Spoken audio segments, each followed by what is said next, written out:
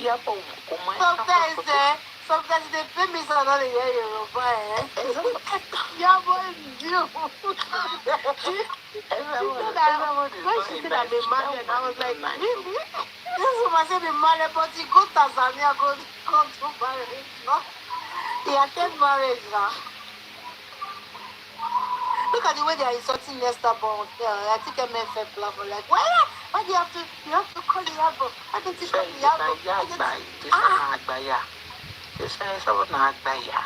That she's supposed to call Iyabo. Yes. And talk to her. I'm coming online. Did you know anybody see the video Iyabo did today with Lala Lao? I mean, she is Lala Lao, that lady in Canada. Who is Mama Lala now? Lala Lao, the one that Iyabo used to call her auntie that is in Canada. Dancing for what? I don't know. They were dancing to music today, and this girl, Priscilla, passed behind them. Oh, I saw it too. Like, what is she dancing for? They're just pretending. They know. It's happy and it's crying and smiling. Very dark man. You wake up in peace, so nothing will go happen to you. I beg, post daddy go post that man. How Iyabo Joe make all those people to be customer about that group, how they turn everything around and sending wrong narrative about. But let Very Dark Man play the audio so that we will listen to the audio. And I don't think we play it because the same people his family have been begging him to leave the app. But the lady is still showing Vugana like see the boss. Exactly. He's supposed to kill that feather down, man. We never can. I'm sure Iyabo will be, receiving drip now. You sure? About the videos or what? Because that Iyabo just want to say, he want to promote the what they call that. That's what I'm trying to say. Tyrus. If the public gets to know that that's no mobile child, number one, she and Romo will go down for it because she knows about it. So basically, she'll be receiving drip right now. Angel, she knows about the baby and she knows what killed Mobile and what exactly, she knows, but she doesn't want the public to know that she knows. Yes, what you get? So, calling Iyabo Mobile, when you know the truth, she's going down. That means it's so sure now that anything Iyabo doing, we need things that Iyabo doing. They will charge me for a lot of things. It's too much. Paternity fraud. A lot. Pythagoras is still saying that Liam, Mohbad's son. I say, see this one. You know, what the Very Dark Man they talk. He there, Fabi. Iyabo is wicked. There was a time on our live show she was saying, she will not leave Wunmi until they found her guilty. Yes, until they found her. Wow, these people are doing their possible best.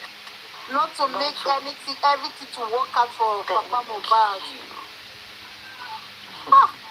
See, whatsoever you sow in this world, in this life, you will repeat. And thank God you have a professional. You see the way Iyabo is pampering the daughter and the boy. No fly they touch this way, but somebody's going to be messing them up. The kind of Iyabo, they don't love other people's children. They are selfish. They only love everything.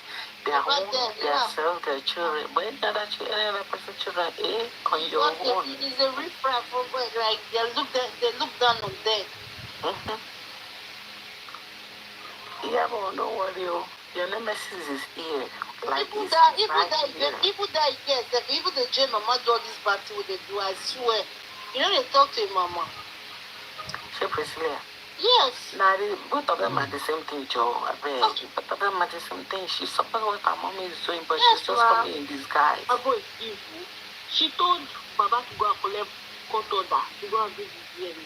but she can go and do the DNA on Baba's alleged grandson. That's why she will go. That's why they are going down with the bed. It will be fed. It will be from the pit of hell. I swear, this He's the one that wants to buy.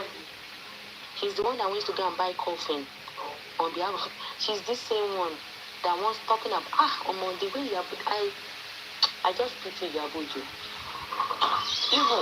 spicy juice. Are you sure you didn't see Patagora just like saying that they left Lagos, they went to Abuja to go and petition Iyabo. What happened to Lagos? And that's where they have power now. Their power is in Lagos. We don't have power. Their power is in Lagos. They don't have power in this thing now. Their power is in Lagos. Nonsense. Let Baba carry that case in Lorry. As I was saying, even that interview that we were talking about the other time, the one Yamuba did, that woman was saying and Iyabo was saying, you could know that facial expression and when Iyabo said show, when she was saying, so all those things that Yamuba was saying, it was written for her. It was yes. If not these people had it in mind that they want all these families to go down. They know that it wasn't their money, but they push Mohbad out there. And yes. So I'm still going there. As I said, Iyabo from the onset that Mohbad died, is women that buy Mohbad, right? So they were trying all their possible best to shift it on Naramadi. That's why you see all the bullies stuff flying around. Who put them out? Who put all those videos out? And Iyabo is very stupid because one of the videos she was playing, there was a line there where Mba said, "See why no one Cynthia, no one Cynthia, no one." Yes, she. What is Cynthia doing around people that is bullying that boy? Around people that want to buy him. What is she doing there? She didn't address that. So for you to know that she knew what buying Mohbad, she knew who buying him, but that's why they turned the family against each other because they knew that it's only Baba that is looking for justice. And you remember when they told Baba that Baba should not say anything? mm-hmm. You see, they want to die down so that nobody will know. Imagine when she wanted to cancel Naramali. She opened comment section. Today she not open comment. That's what I'm saying. Why can't you? I'm ready for it. Angel, I think I saw Toto Diki on Facebook. When you read the comment section, my God, you will laugh your white up, you will laugh tire. See the sorts. TikTok, go around there. You'll be laughing. So God, are you for share mobile property already? Where is the if you see comment? Iyabo is a lazy human being. Like, I don't know, all these people that used to follow celebrities, they'll be saying, I want to be like you. Their parents should need to go to Orioke and go pray for them. Something different in their WhatsApp, but they will come after and be saying something else. Exactly. Okay. No. You want the video to be fighting somebody because of what? Because she's fighting the person. Imagine. Because he's talking to Naramali now. Naramali is it Naramali that killed Mohbad?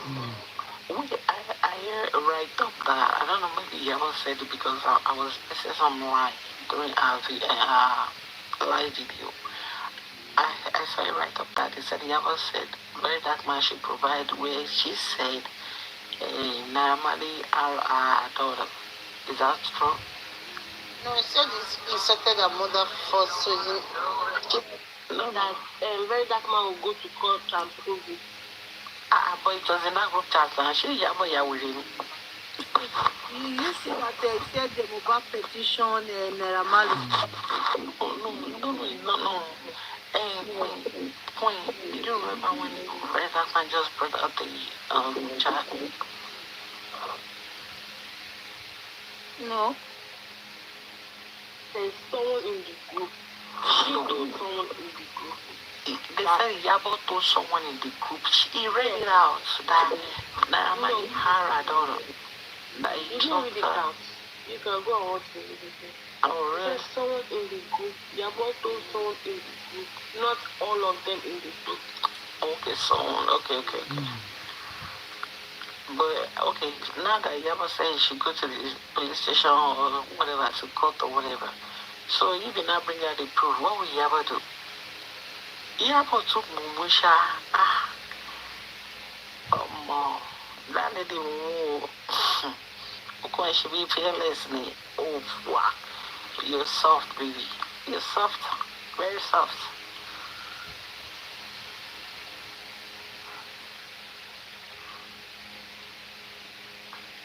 This name, Nemesis, is Kama.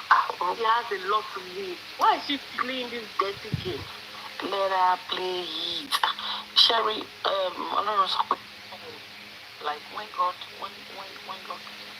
ready to deal with someone, this is how it starts. Coming back. God will make that person to be. When? To be. Iyabo. Maybe, I don't know. It's just that she's coming back. I thought maybe Priscilla want to put to bed like this week or next week. When did she put it to bed? I don't know. When did that girl get married? April. When did she get pregnant? She don't get pregnant before she married. I'm just curious. Why she was putting on a white dress now? What? Wow. I don't forget to not the wedding they do now, carnival. Wedding age.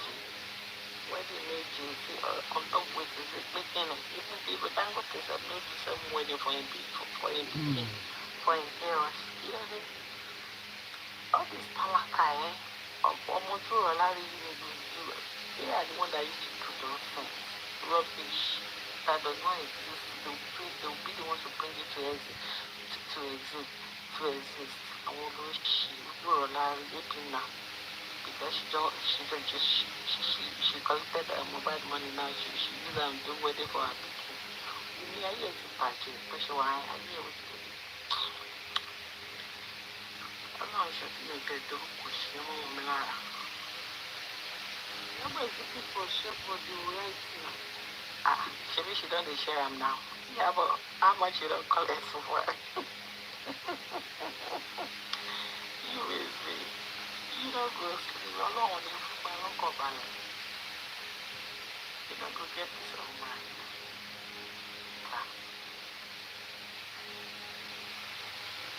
This nice is ready. Our host. To Termina. Our host don't sleep. It's just almost 11.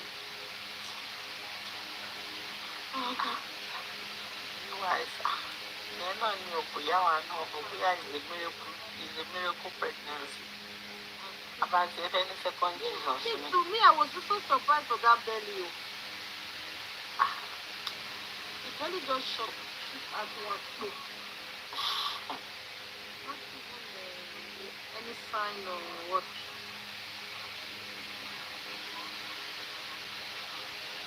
Pregnancy. Our host. But I think in Hong Kong.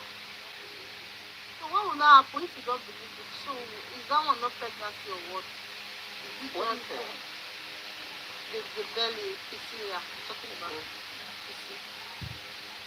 If the belly do what? It's big now, we just shoot at one floor. Nah, I don't know when she gets the milk.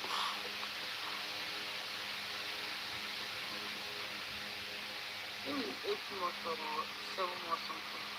I think she has been pregnant. If you go and look at her, especially that her wedding picture. Yeah, the one is The purple one. even the pink one, the reception, like the one that was done It's from that. pregnant. It's very You stop pregnant. dancing, you know your conditions, like you know your conditions. Especially the picture she seen on Instagram. That couple picture, that is pregnant.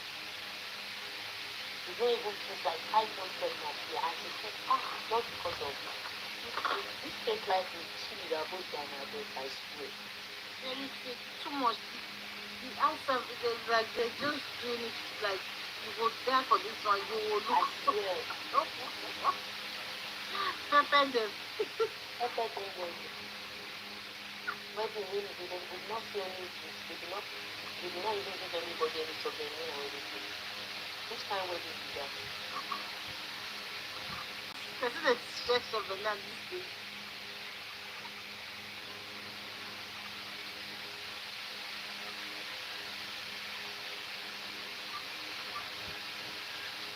Actually, they say the one we carry will be travel now. And spicy. What did you say? I wanted to carry Wumi out of the country. Yes, now. Is it Iyabo? That's it. Yes, confirmed. Life. Travel out of the country. Did you remember one like that Karima did? Karima said they reached out to one of the Facebook blogger, the fracas blogger, that they were trying to talk to her how she can help them to take her to the UK. You don't remember that, yeah?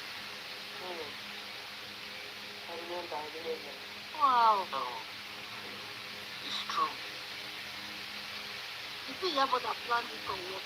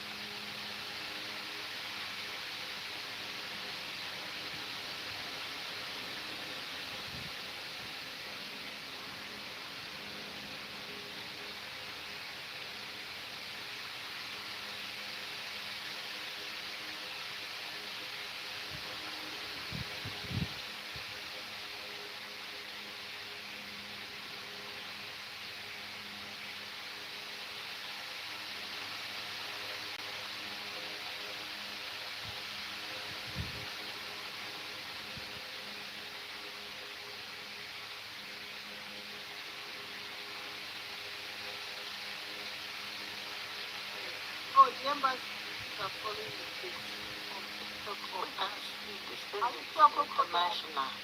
This case is international. It's not only in Nigeria, it's international. Mr. Koja, come up, please.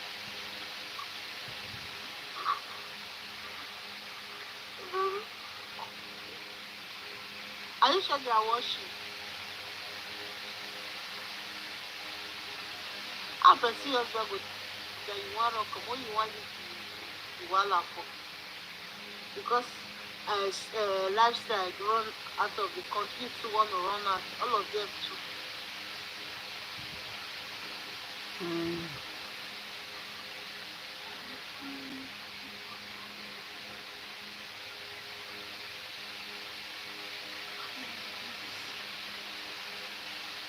Spicy, come back home.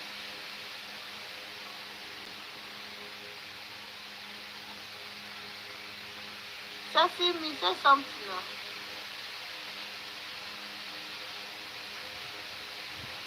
This boy, DJ Babylon, he said he gave the report to when that guy never come and see. What guy? DJ Babylon. DJ Iyabo. I don't know, don't cause their mind. They don't even care about the case. They're just being ready, rather. Even we need to post it to yourself on the IG, right? It's that you don't give a fuck.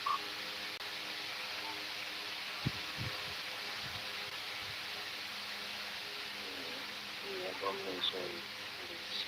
Oh, are you sure? Let me see that one. Like 2 months together, big 3 months. All you want the leak. Not get straight months.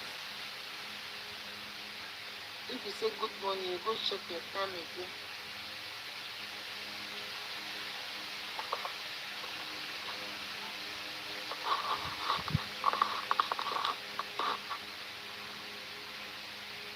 Spicy. Where is the Titi Krishna? Come and play something for us.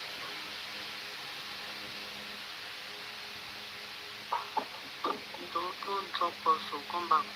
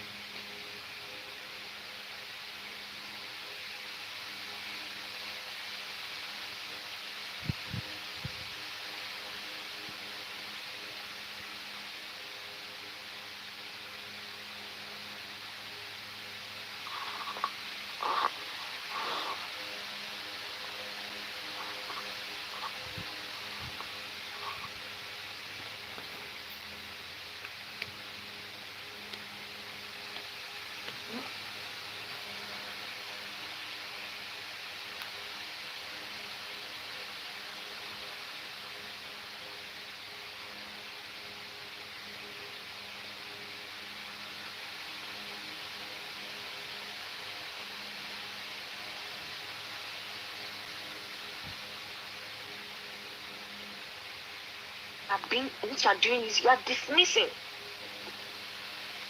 And this current society that we have, there's a thin line between and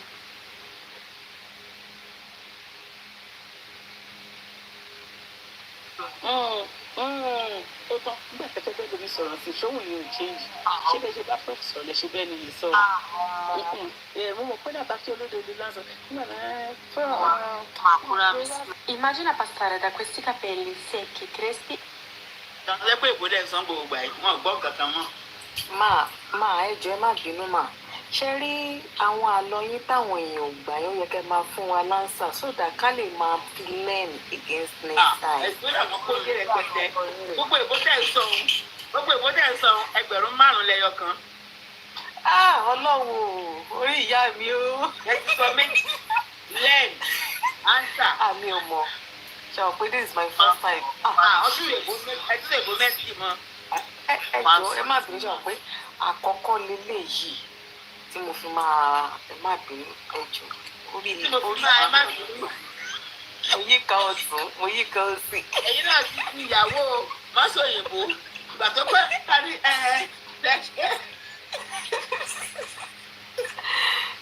ẹ má bínú ìyá mi ẹ jọ̀ọ́. It's something that really interests me, that most women should allow men. But do you understand the fact that even though that some single mothers still want to overprotect their children from a guy, and if like the guy is trying to play the father figure of that is now, I said something. I said, except that that man is in any way a danger to the child. If it's not, let him play his role as a father. You might have asked me so much. Daddy said that you used to shake in it. You have to father, not responsible, because I will not say jack about you to my daughter. And that's the same way I want you to keep whatever went on between us as peace between adults. Especially when that child is not there, does not have the mental capacity to understand what has happened. If you're not going to be in any way, in any harm to the child, why wouldn't I allow you to father? No. Who doesn't want to drop a child for you and get me now fly lost in Bahamas for holiday? Especially because I live in the West. Who should I trust most with my child if not the father of that child? Any single mother that the father of the child is not in any way in harm's way to the child, and you are denying him access, because the possibility of that child hating you when that child grows up, it is very high.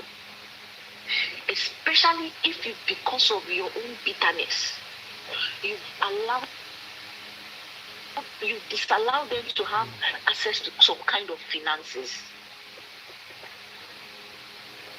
Research says most children brought up with single mothers have poorer finances. Why? Because it was a single mother. It was no desire. It was no energy. He's doing professional exams. He's excelling. But you are single-handedly doing it. Having said that one, I want to go back to Privy. Let me tell you something, Privy.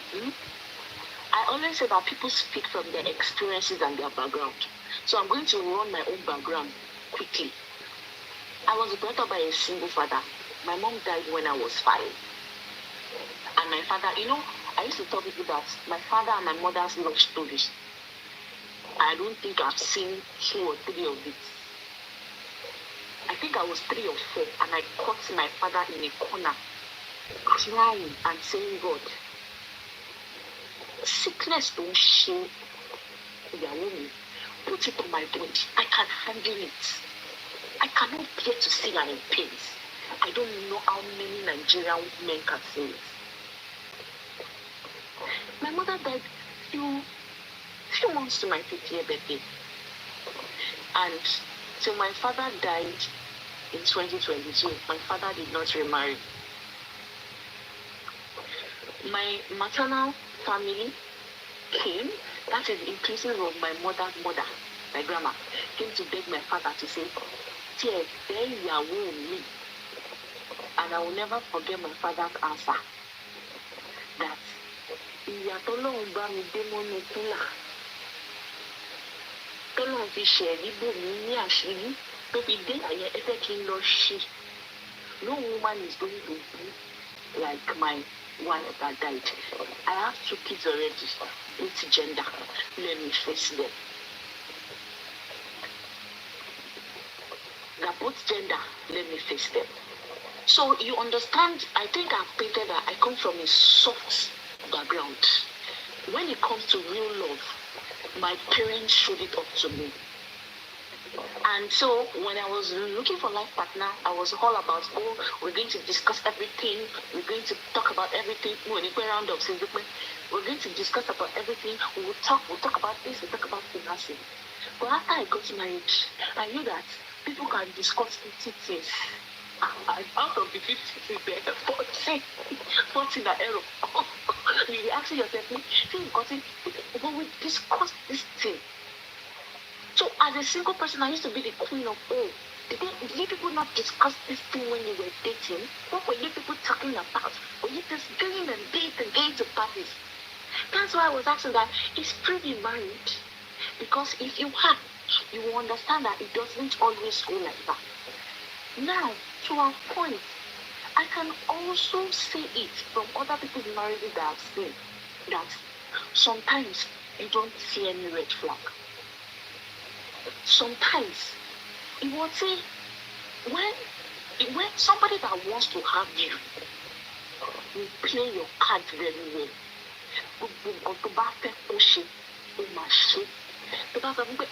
I didn't do this, man. Of course, you shouldn't do this. I'm a feminist. Oh, I am a male feminist. Because he wants to get you into his trap.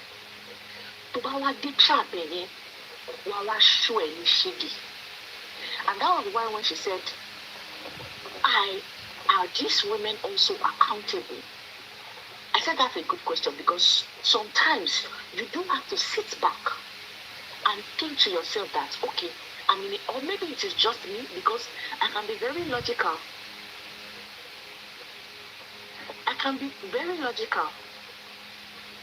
And I will ask myself, what role did I play in this relationship? Did I see red flags and I ignored it?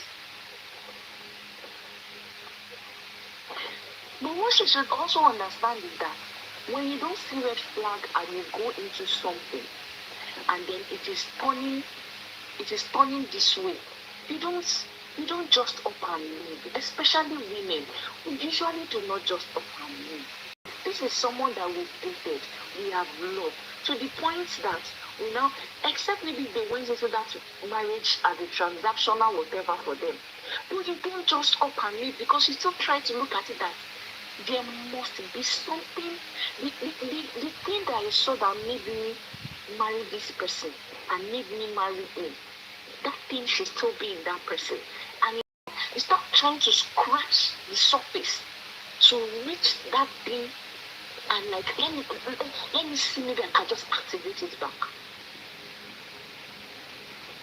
The only prayer that I always pray for most women, I have friends in bad marriages, and when they come to me, unfortunately, let me show you. Èmi ti sọ fún ìyàwó ọkọ mi kan ní pé kó fi ọkọ mi lẹ̀, ó dẹ̀ fi ọkọ mi lẹ̀, pẹ̀lú mo bí wọ́n pé ṣé ẹ fẹ́ káyé yín bàjẹ́ ni nínú bíbà yìí, ẹ̀yin tẹ́ pé fine girl ní nínú màmá bẹ́ẹ̀ ṣe rí, ẹ ti wá fẹ́ bí báyìí, máa yóò ní nǹkan kan fún yín, she's living her life now.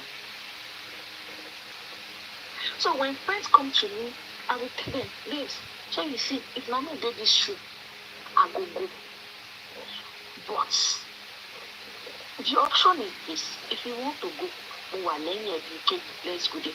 If you don't want to go, now you need to understand that you cannot continue to live in resentment. So women give men that chance of, okay, let me forgive him. I don't want to live in resentment. But you see most men, that gender. Most men have effrontery. You people have audacity. I want to know where you people buy your audacity from. Torí mo fẹ́ rà pẹ̀lú truck. Because I want to know, because audacity ló jẹ́ kí Mr. Babatunde sọ pé ó yẹ kí ìyàwó yẹn dákẹ́ for the future of the children. Oh, no, my sister is not like that. It's everybody. So far you are from that Nigeria. It's everybody you think that way. I am not saying. The people around me don't think that way. Mommy. No, that's what I'm saying. Don't pretend to be good. Nigerian people, your own mother will even tell you. You don't have message to your money. I'm telling you. Madam June, my mother and father picked truck to go and pack her elder sister's load in her husband's house. So I don't have a mother that is going to tell me that. Unfortunately, just stand on confused. Let me tell you what's happening. When you have 10 parents, or 10 family, and 6 people, I agree with you. And that is the reason why I said our background, our experiences in life actually determines the way we see things. Because it is main audacity. Ó jẹ́ kí Mr. Babatunde sọ pé ó yẹ kí àwọn dákẹ́ torí future àwọn ọmọ bọ̀ bàbá wọn ò yẹ kó dákẹ́ ó yẹ kí bàbá wọn ní God àti ẹ̀fọ́n ti kó bọ́ síta lórí social media. Ẹ má pa àwọn obìnrin. Ẹ jẹ́ káwa náà ní let us breathe. We want to breathe. Mr. Babatunde, I'm not being disrespectful if you think that is where I'm coming from. No, I'm not. And I understand, like I said, your age range. I can accommodate your thoughts. Your age range, I don't expect anything different. I don't expect that generation. That is the way they brought them up. And I'm also begging parents, mothers on this show, if you have male children, bring them up better. Bring them up better. So that we will cut down the rate of deadbeat fathers. Bring them up better. Don't let your sons bully your daughter. Don't let your sons not do house chores because of money. Bring them up better. Let me end it here. Thank you so much, Sister Ala. Lane signature. Thank you. Lane signature. I'm here. Hello, Sister Dupe. Hello, my city on the five. This girl here. Lane signature. Especially made for Especially made for. Lane signature. Yes, sir. Most of people will be question come. Yes, sir. People will be Life question is come. beautiful. Yeah, sir. Rala, right? Rala. I can hear you. Yes, what audacity, or what infantry does it give a woman to go and bring another person's child as a pattern, like get pregnant for someone while you're still married? Because there's no audacity in doing you have to balance it. And let me explain I don't understand. Who did that? the topic again. Life is What not is what we're talking about now? change the topic. Are you talking about the woman? You're talking about paternity fraud. No. It's just the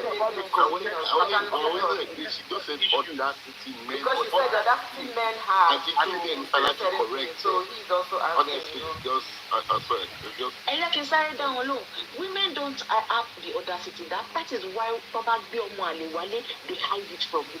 When you have yes, what are you gonna do about it? That is audacity.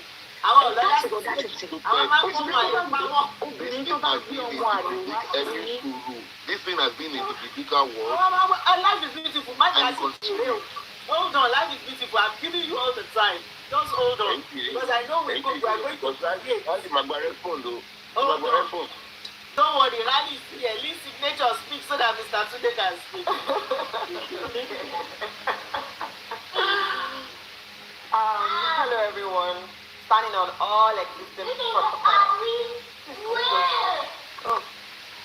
So I watched that woman's video from the beginning to the end. I think that was like 2 days ago, and I actually wept. Like, I cried.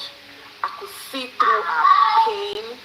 I could see through her anguish, all that she went through.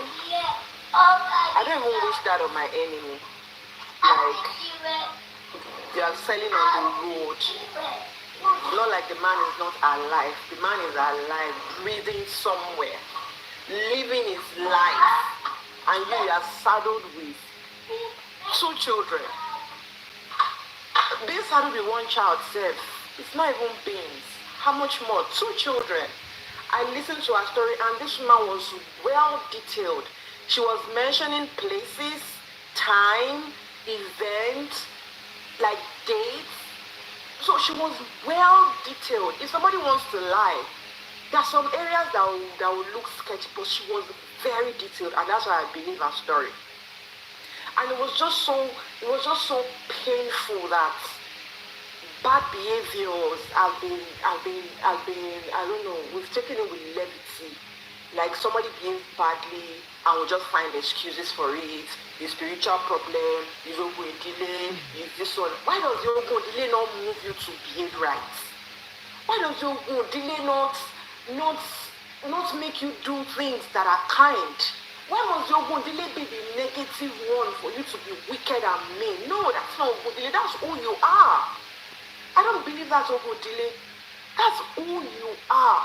You're a wicked person. You're an inconsiderate person.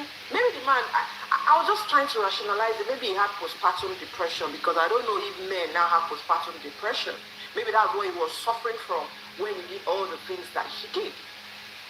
The part that actually moved me, a father suggested that your children be given up to an orphanage. And you got to the orphanage and you were told, no, we don't take children without parents. You good father alive, you're ill, you're hurting, so we cannot take them. And on your way home, you saw a beautiful house. You said, oh, let's drop those children there, or do not follow me home. Drop them there, or don't follow me to the house.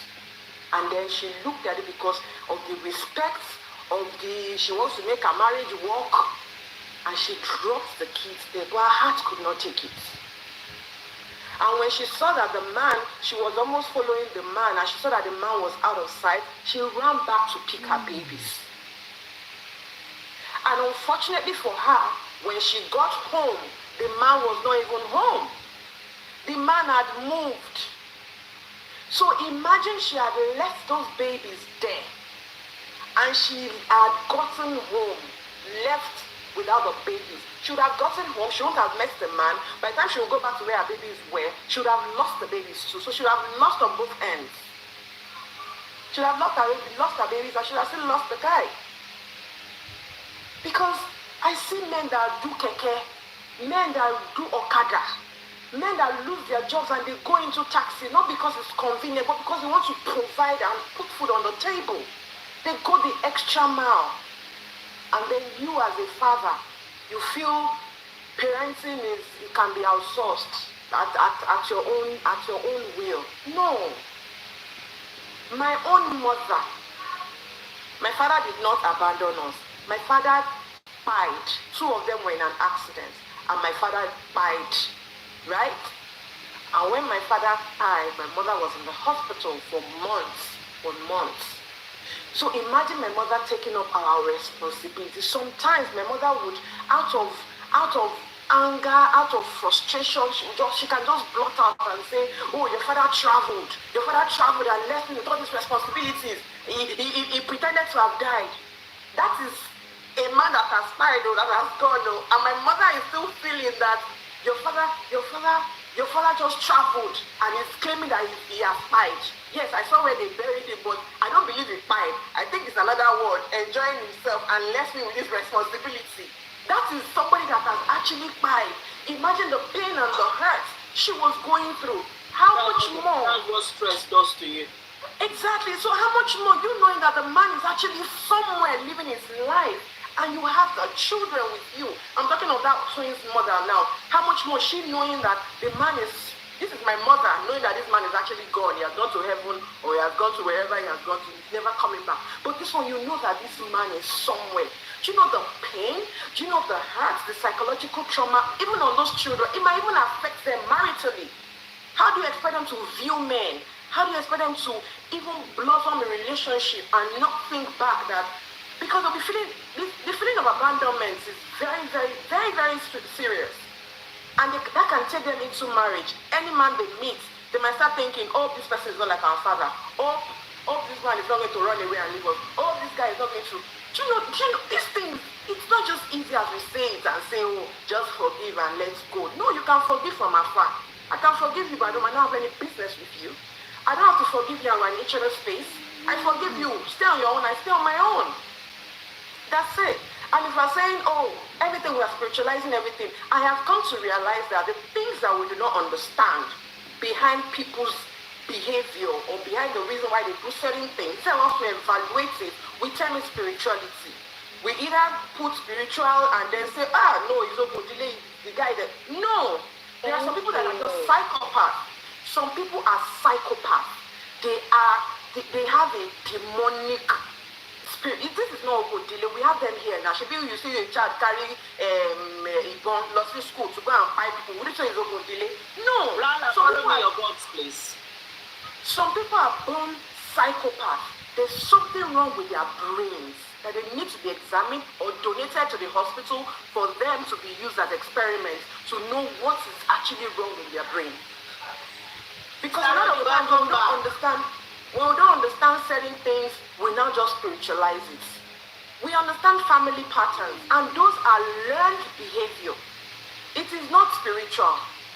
Learned behavior. If a man, your father and your mother, they are beating each other, psychologically you are learning that thing. It is not spiritual. Those are learned behavior. There are some learned behavior that you take from one household to another. It is not spiritual.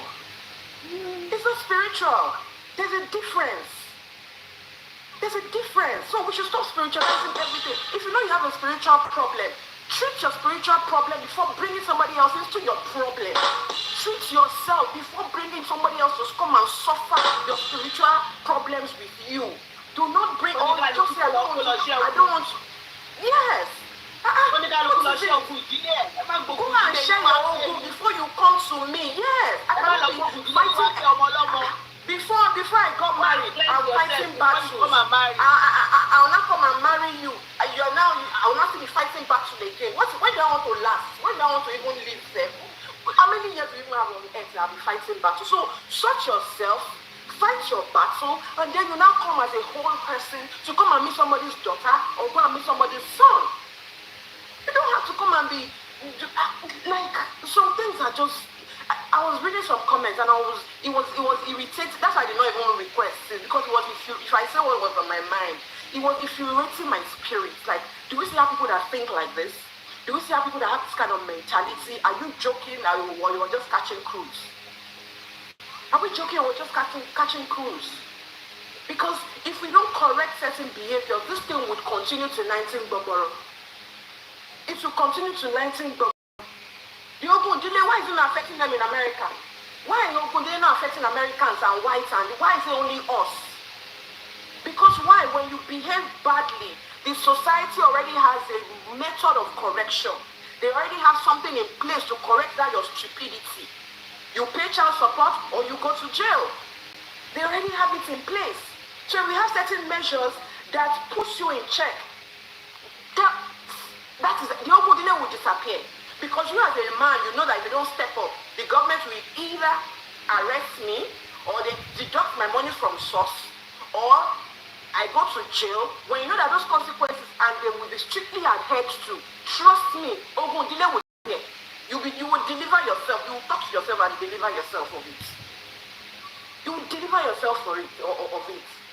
So let's stop all this trying to sugarcoat things and make it look as if, what you are doing, and you forgive him. Yes, you will forgive him.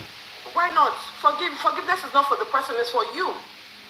That's me. Forgiveness is not for the person, it's for you, for your own peace of mind, for your prayers to be answered. She'll forgive him, but then don't come and put it on her and make her look stupid or you're blaming her. That woman said she was depressed. She said she was hospitalized. She was in the hospital. She was sick. She was ill due to the all the bullying and everything. If those children had died, would this man have come back? Would this man have come back to anything at all? He has started a new life. He had his children. If those his children were successful, would he have come back? He never have come back. He just wants to defend himself. He never come back. He's not defending himself. What triggered this whole thing was when they built the house for their mom. No, that was what triggered this whole thing. I think June is speaking of our own situation. Okay, no, June, I'm not speaking of your. I'm speaking of Twins Love. What triggered this whole thing from Twins Love? Let me finish, please. It was because when they built a house for their mother, according to the story, I watched the interview. You can go back and watch the interview. When they built a house for their mom, people started saying, and they were accosted. They were threatened. She had to follow them to school. They could not attend lectures. Go and watch her interview. The children could not go to school. She had to follow them to school, wait for them to receive lectures, and then take them back to their classes, and take them back home. It was after they built the house, people were not bullying them in whether they fell or wherever they were, that they could not build a house for their father. That they're not doing anything for their father. That was what triggered this whole thing. It was not because of, that was what triggered. Go and watch her interview properly. And after those children could not leave the house, she said they would have to order food because they were being bullied. Why? If those children were not successful, what would they have come back to? If they had died, what would they have come back to? So please, in whatever you do, see, they say you cannot sow corn and want to reap plantain. You cannot sow yam and want to be reaping cocoyam. Whatever you sow, you would reap. And it's just unfortunate that some parents will sow, some mothers will sow, toil and do everything, and they will not be alive to reap the fruit of their labor. I'm happy this woman is alive and she's eating the fruit of her labor. I'm happy that she's alive. She's eating the fruit of her labor. And God will continue to keep her alive. That man had already laid a curse on himself. So that curse is what is following him. He does not even know. He needs to go and beg his Ori and apologize to the children and come and debunk all the things he has said about her and say that those things were lies. I was just trying to, maybe out of anger, I just said it, out of whatever, but you need to make correction. That is what elders do if he really wants blessings from his children. I pause here for now. Thank you. Mr. Babatunde should be the one to speak. But Sister Ronix has been here. Mr. Babatunde came a second time.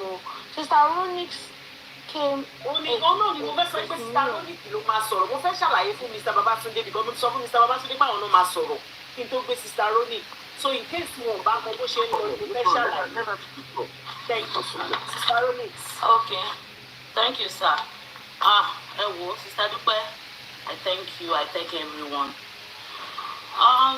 Ṣé nígbà tí mo come in, tí mo gbọ́ program mi, I was just crying because this story is actually my story too. Because èmi náà ti ní situation bẹ́ẹ̀ tó jẹ́ pé ọmọ mẹ́ta lọ́dà sí mi láyà. Ọjọ́ tí ọmọ mi wọ higher institution first born mi tó wáyà institution tó fẹ́ ṣe vet medicine ni mo kó kúrò lé. Náà lé mi kúrò lé. Let me put it that way. Àwọn mẹ́tẹ̀ẹ̀ta dẹ̀ tẹ̀léra wọn ní 4 years náà gbà lọ́wọ́ ara wọn. Láti gbà yẹn ni mo ti bẹ̀rẹ̀ sí ń kópa o. Even mo fẹ́ lè dókòó kò tọ́ ní Naija. Pé àwọn ọmọ yìí ṣé wọn ò ní jẹun. Bàtà bá tajà, tá bá ṣe tí ò sí kankan. But thank God, ìgbà tí mo bẹ̀rẹ̀ sí sick tí mo sick, àbúrò mi wà ní US ló wá ní àǹtí mi ṣe máa wá kẹwàá treat ara yín bí mo ṣàṣedèrò US nìyẹn. Láti gbà yẹn mo ti ń tèkè àwọn ọmọ yẹn. Could you believe pé this very father wọ́n wà jọ papọ̀ ní the same ìlú? Àwọn ọmọ yẹn máa ń rí tó bá ń kọjá tó ń lọ tó ń bọ̀, whoever sọ pé hello. Kò mọ̀ bó ṣe ń jẹ, kò mọ̀ bó ṣe ń mu, kò mọ̀ bó ṣe ń wọlé, kò mọ̀ bó ṣe ń jáde. Sọ́ọ̀sì mi lọ sí university. ogun ìdílé wo pásítọ̀ mi lọ sí yunifásitì ó ṣe vet medicine ó yẹ kó spend 6 years but torí covid and everything ó lò 7 years tó fi lọ yunifásitì tó fi jáde he doesn't know anything about it except owó acceptance fee nígbà tó ṣẹ̀ṣẹ̀ wọlé ó san 35,000 naira acceptance even ọmọ yẹn ṣì máa ń sọ pé owó acceptance fees ló ń jẹ dájú o kí ni wọ́n á fẹ́ fàyọ̀ ṣe rí nǹkan tí kìíní ṣe wà rampant ní nàìjíríà ni pé gọ́ọ̀mẹ̀ntì wọn take it serious ó wá jẹ́ káwọn ọkùnrin yẹn kọ́ máa wò pé they can do and undo because wọ́n believe pé tó bá ti bá wọn train ọmọ bàbá àmọ́ ọmọ ẹ̀ tó bá yá ọmọ àmọ́ bàbá ẹ̀ tó bá yá mo fẹ́ kẹ́ rí instances ti lady tó ṣe wedding fọmọ yìí tó bá yẹ pé máa yẹn ò sí ní láìfù ọgbọ́n yẹn Ìyábọ̀ Òjó tí máa yẹn ò bá sí láìfù ẹ̀ máa yẹn gan ò lè free tó bó ṣe free bẹ́ẹ̀ ń jọ yẹn because àwọn èèyàn everyday every time ló wọ́n attend sílé lọ́mọ yẹn ló sì wà láìfù wọn nǹkan tí ò dẹ̀ yí àwọn ọkùnrin wa ni pé àwọn èèyàn wa láti ní wọn máa ń sọ pé èèyàn jẹ ọ̀hún ìmọ̀ pé ṣe lè sọ ní English àwọn Èkìtì Ìjẹ̀ṣà la máa ń sọ pé ọ̀hún lòún jẹ́ ibi tó o bá ṣe sí tó o bá ń jẹ́ even táwọn ọmọ yẹn bá dáríjì ẹ̀ ọ̀ tíyàwó kan dáríjì ẹ̀ tán bá ń ṣe fún ẹ you are raising curse upon yourself because so o dẹ̀ fẹ́ máa jẹ́ likewise nǹkan tí Mr. Muiwa sọ ní tán sọ pé bàbá wọn ó kú wọn ṣe kíní kan nítorí pé ìfọ̀kànbalẹ̀ ò sí fún bàbá yẹn that man is not at peace gbogbo bó ṣe ń tọ́jú ẹ̀ yẹn ọkàn ẹ̀ ò balẹ̀ nǹkan tó ń jẹ kì í ṣe nǹkan tó deserve tó yẹ kó jẹ ló ń jẹ òun ló ń jẹ òun ni ò ṣe lè live long bọ́ tó bá tọ́jú ọmọ even kó má ní tó kó jẹ́ pé màmá wọn ló ń try ló ń tiraka kò sí ní wàá lè fẹ̀yìntì wàá jẹun ọmọ mo ní máa nǹkan tó jẹ́ pé ó train àwọn ọmọ ẹ̀ òun àti ìyàwó ẹ̀ ìgbà táwọn ọmọ yẹn wá ti dàgbà tó bá ra nǹkan fún màmá wọn ó máa sọ fún wọn pé tó bá fẹ́ ra aṣọ fún màmá yín ẹ ra 5 years màmá yín ẹ ra 10 years ní kí ẹnìkan má máa dín kó wá ra 5 years fún ìyá kó gbé fún ìyá ní kọ́nà kó wá máa rún 1,000 mọ́ mi lọ́wọ́ torí pé mo ṣe síbẹ̀ ni mo gbúdọ̀ jẹ so àwọn ọmọ yẹn ti mọ̀ níwà wọn tí wọn bá ní owó àti raṣọ fún bàbá wọn ò ní rà rárá ni wọ́n ti mandatory fún wọn pé o fẹ́ fún bàbá ní nǹkan o gbúdọ̀ fún màmá náà so torí pé wọ́n ṣe síbẹ̀ ni ẹ wo máa yí nsìn kì í ṣe kó fẹ́ wá gbọmọ no ó gbọ́ pé àwọn ọmọ yẹn ti ń ṣe dáadáa torí nǹkan tí most of them wọ́n máa ń ṣe nìyẹn especially tí wọ́n bá ti fẹ́ ṣe wedding wọn wá kágbádá sọ́run wọ́n fẹ́ jókòó as bàbá ọkọ bàbá ìyàwó ó rí pé àwọn yẹn ti ń ṣe dáadáa ó fẹ́ aṣoṣèta rẹ̀ wọ́n ní which tí bàbá àbèjì bá dẹ̀ gbà láyè kò ní kọ̀ torí pé wọ́n bàjẹ́ wọn ò mọ̀ ṣàìdá most of them ní ibi tí wọ́n ṣe sí wọn ò ní ìlú báwọn ìjẹ́ bẹ̀ wọn ò mójú wọn wọ́n bí oníkìní ńlá wọ́n tún máa wá wọ́n tún fẹ̀yìntì wọ́n tún máa pàṣẹ mẹ́wàá ìwọ̀n ṣe kọ̀ọ̀kan síbẹ̀ so tó bá yẹ pé ibi ìbàyẹ̀ bó ṣe ń treat àwọn ọkùnrin ibi ìbàyẹ̀ tọkùnrin mọ̀ pé tóun bá ti tẹ̀kẹ́ wọn òun máa tẹ́ orí wọn á pé ọgbà tó ti mọ̀ pé kò sí nǹkan kò sẹ́ni tó lè wérí wọn àwọn olórí ọmọ wọn bó ṣe wù wọ́n lọ́ ṣe lè ṣe é so tèmi ni pé Ọlọ́run ni kó ṣàánú wa ṣe rí àwọn black èèyàn dúdú ìwà dúdú kọ́nà òjò kó ṣàánú wa àwọn family gan wọn help situation torí family mi máa mọ̀ pé bàbá yìí kò tẹ̀kẹ́ àwọn ọmọ instead tó yẹ kán pé wá ń bí ọjọ́ alẹ́ ló fi ń ṣeré yìí o they won't say that wọn ò ní advice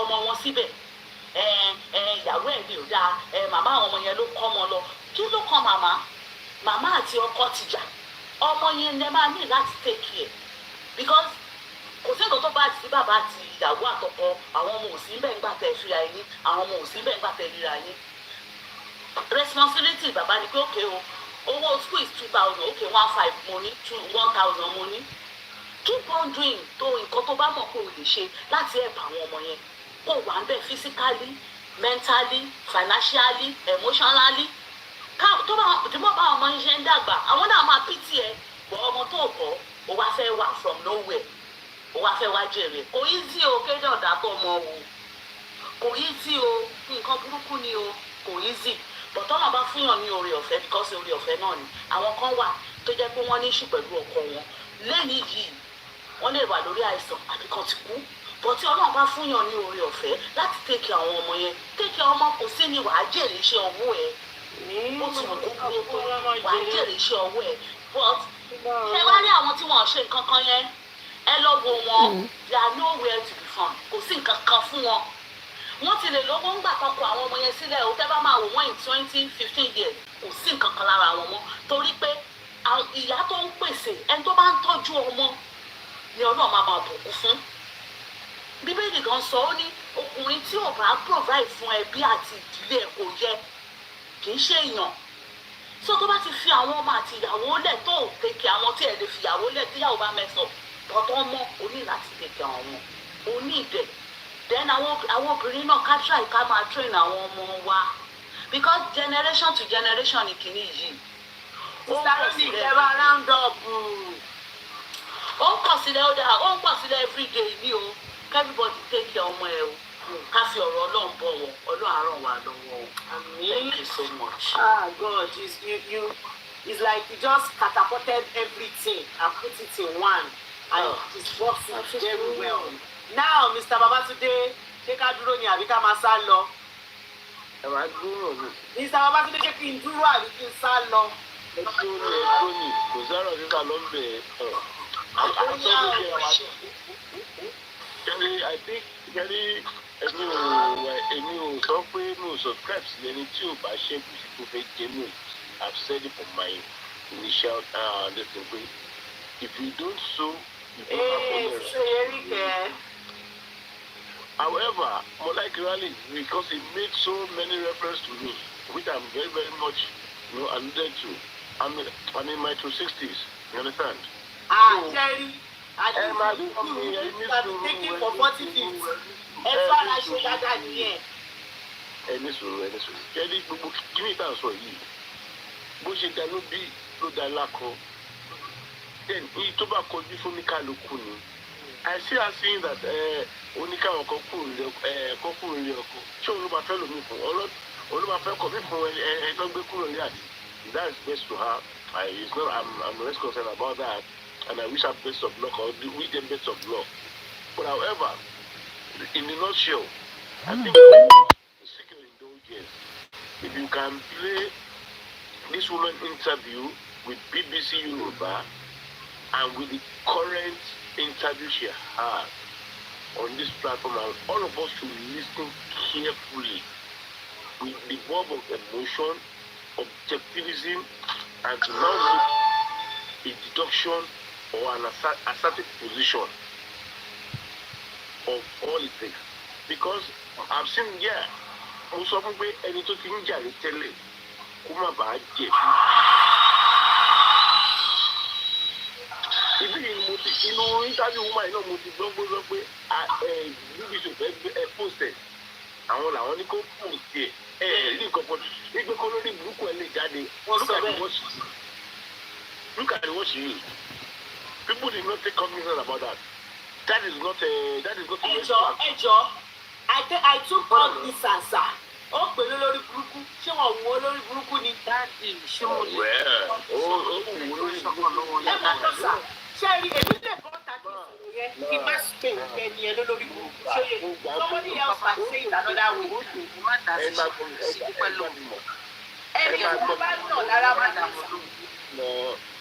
Okay, tẹ́fẹ́ sọ̀rọ̀ kí n dákẹ́. Náà mo kàn fẹ́ bẹ̀rẹ̀ nǹkan lọ́wọ́ yín ni sà. Kẹ́rì kíní kan mo máa ń sọ fún àwọn obìnrin. Ẹ sọ pé ó pè ní nǹkan tó bá fẹ́ ló lè pè ó ní inú ṣì mí. Àwọn tó sọ pé torí pé wọ́n kọ́ lé ó gbàgbé ẹ̀tọ́ bá ń sí bọ̀bọ̀ yẹn lẹ̀ ni. Ó lọ ń gbòògùn pé kó má lóyún. Because the guy is not that taste. But aláàánú ẹ̀ tó ṣèwé fún tó mú wá ní. Ó ti yé yín sí ṣẹ́ríkótì. Kọ́lọ́ ń ṣàánú. Ṣẹ́ríkótì. Ẹlòmíì dẹ̀ máa wà. ó máa fẹ́ yín á tún bímọ sí fún yín ó dẹ̀ mọ̀ pé òun ò nífẹ̀ẹ́ yín tó bá dẹ̀ ti gba nǹkan tó fẹ́ pé ó máa ṣe yín dànù ó máa lọ. bó ṣe wà lọ́kùnrin ló wà lórí ó ń ṣẹlẹ̀ nínú méjèèjì.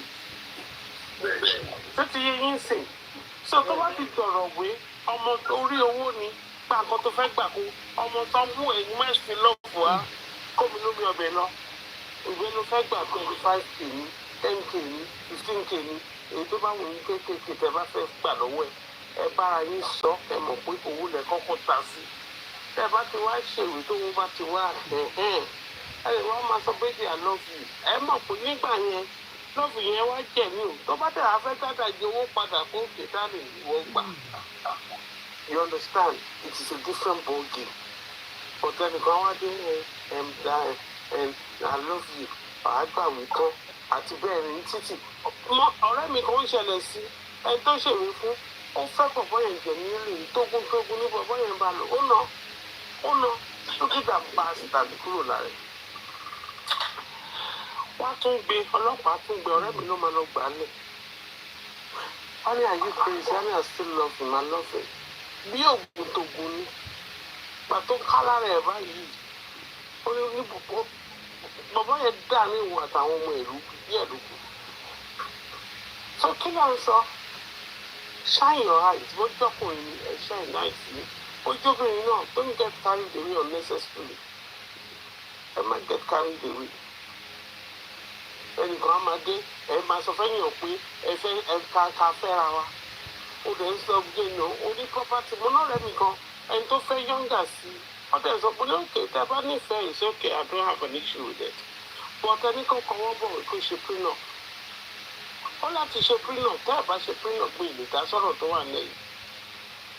Bàbá yìí dẹ̀ ló wà ṣe prenup pé gbogbo nǹkan tẹ́ ní kẹ́ tó fẹ́ kò ní ẹ̀tọ́ sí kẹ́yìn àtàwọn ọmọ yín ó dẹ̀ gbà bẹ́ẹ̀ ó dẹ̀ fọwọ́ sílẹ̀ yẹ ti kẹ́tẹ̀ for over 10 years nísìnyí.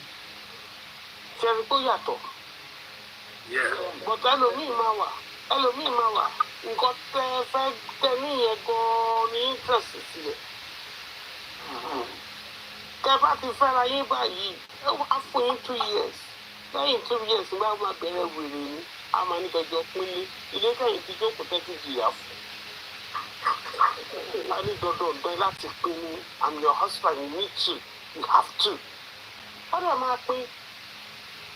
Ó máa pín but kí ni wọ́n fowó náà yóò ṣẹlẹ̀ sí cousin mi so it happens we dey see am every time every day. So yeah, me personally I always tell people about my family body ọmọdé kò sanwó rè don't do love kò sí love lọ́rọ̀ mi fífẹ́ irọ́ ló wà ń bẹ̀ irọ́ ló bá dé so tó bá máa fẹ́ ọmọ òkè fẹ́fẹ́ mi òkè lórí owó ni tó bá sanwó ẹ̀ máa ṣèwé ẹ̀ fún ẹ. Ẹ lè wá ṣe owó òwe tán kó ti gbàwé ẹ̀ débi kan tí lọ́ọ̀bù bá dẹ̀ wà láàrin ẹ̀dẹ̀ máa fẹ́ ayé lọ then you know it's genuine. Àìmọye àwọn tó ti fi lọ́ọ̀bù báyé wọn jẹ́ tó máa ní lọ́ọ̀bù ni jẹ́ pé tó bá ti gbàwé báyìí ọkùnrin máa bẹ̀rẹ̀ rè àbóbìnrin. Èmi ọmọ ṣe má bínú ìyẹn ara lé o kò lè taba anybody o but the truth need to be said.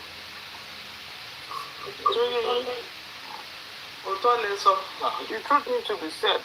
Be wise. Don't just jump into relationship nítorí pé ẹ wà nínú ẹlòmíràn ní loneliness. Loneliness wisen your brain. Loneliness ṣé kò dáa kò bẹ́tà kò wà lonely. Later kò wá báyé ẹ̀ jẹ́ tán kò wá máa gbé into the psychiatric or my section nítorí. So what do you want to choose? Òtítọ́ ọ̀rọ̀ máa ń dàbí ìsọkúsọ nígbà mi pé yín bọ̀ it needs to be said. Wàá fẹ́yìn wàá fotọ́kọ̀ fẹ́yìn ọ̀gbọ̀n bá àwọn èèyàn ṣe máa ń sọ ọjọ́ kùkùn ni. Once tá a bá ti miss ẹ̀ ní early stage nígbà mi it doesn't work out well because àwọn tó fẹ́ bá ṣe you don't know what they are in for. Àwọn míì gan wọ́n ka dictionary lórí pé wọ́n fẹ́ wá lóyìnbó ni wàá tẹ̀ sí ẹ lójú ni wọ́n máa ṣe love wọ́n máa ṣe gbogbo ẹ̀. Ẹdẹ kó gbà nǹkan tó fẹ́ gbà tó báyìí wàá bẹ̀rẹ̀ wèrè yẹn lójijì ni wọ́n máa ṣàló ní pálí ni wàá máa wò pé bọ̀gbà tí mò ń fẹ́ báyìí kọ́ ló ṣe rí. Ayíméyé So me personally, I don't believe anybody to buy put láti Èkó or wherever in Nigeria. You know, a man of our revenue, master with anybody who will business in the back of the fact that you know, really good. You understand? But then if you had to talk about I shall already apply for it. You know, might differentiate here. Ọlọ́run ṣàánú gbogbo wa. Nínú experience náà lè ti ń sọ̀rọ̀.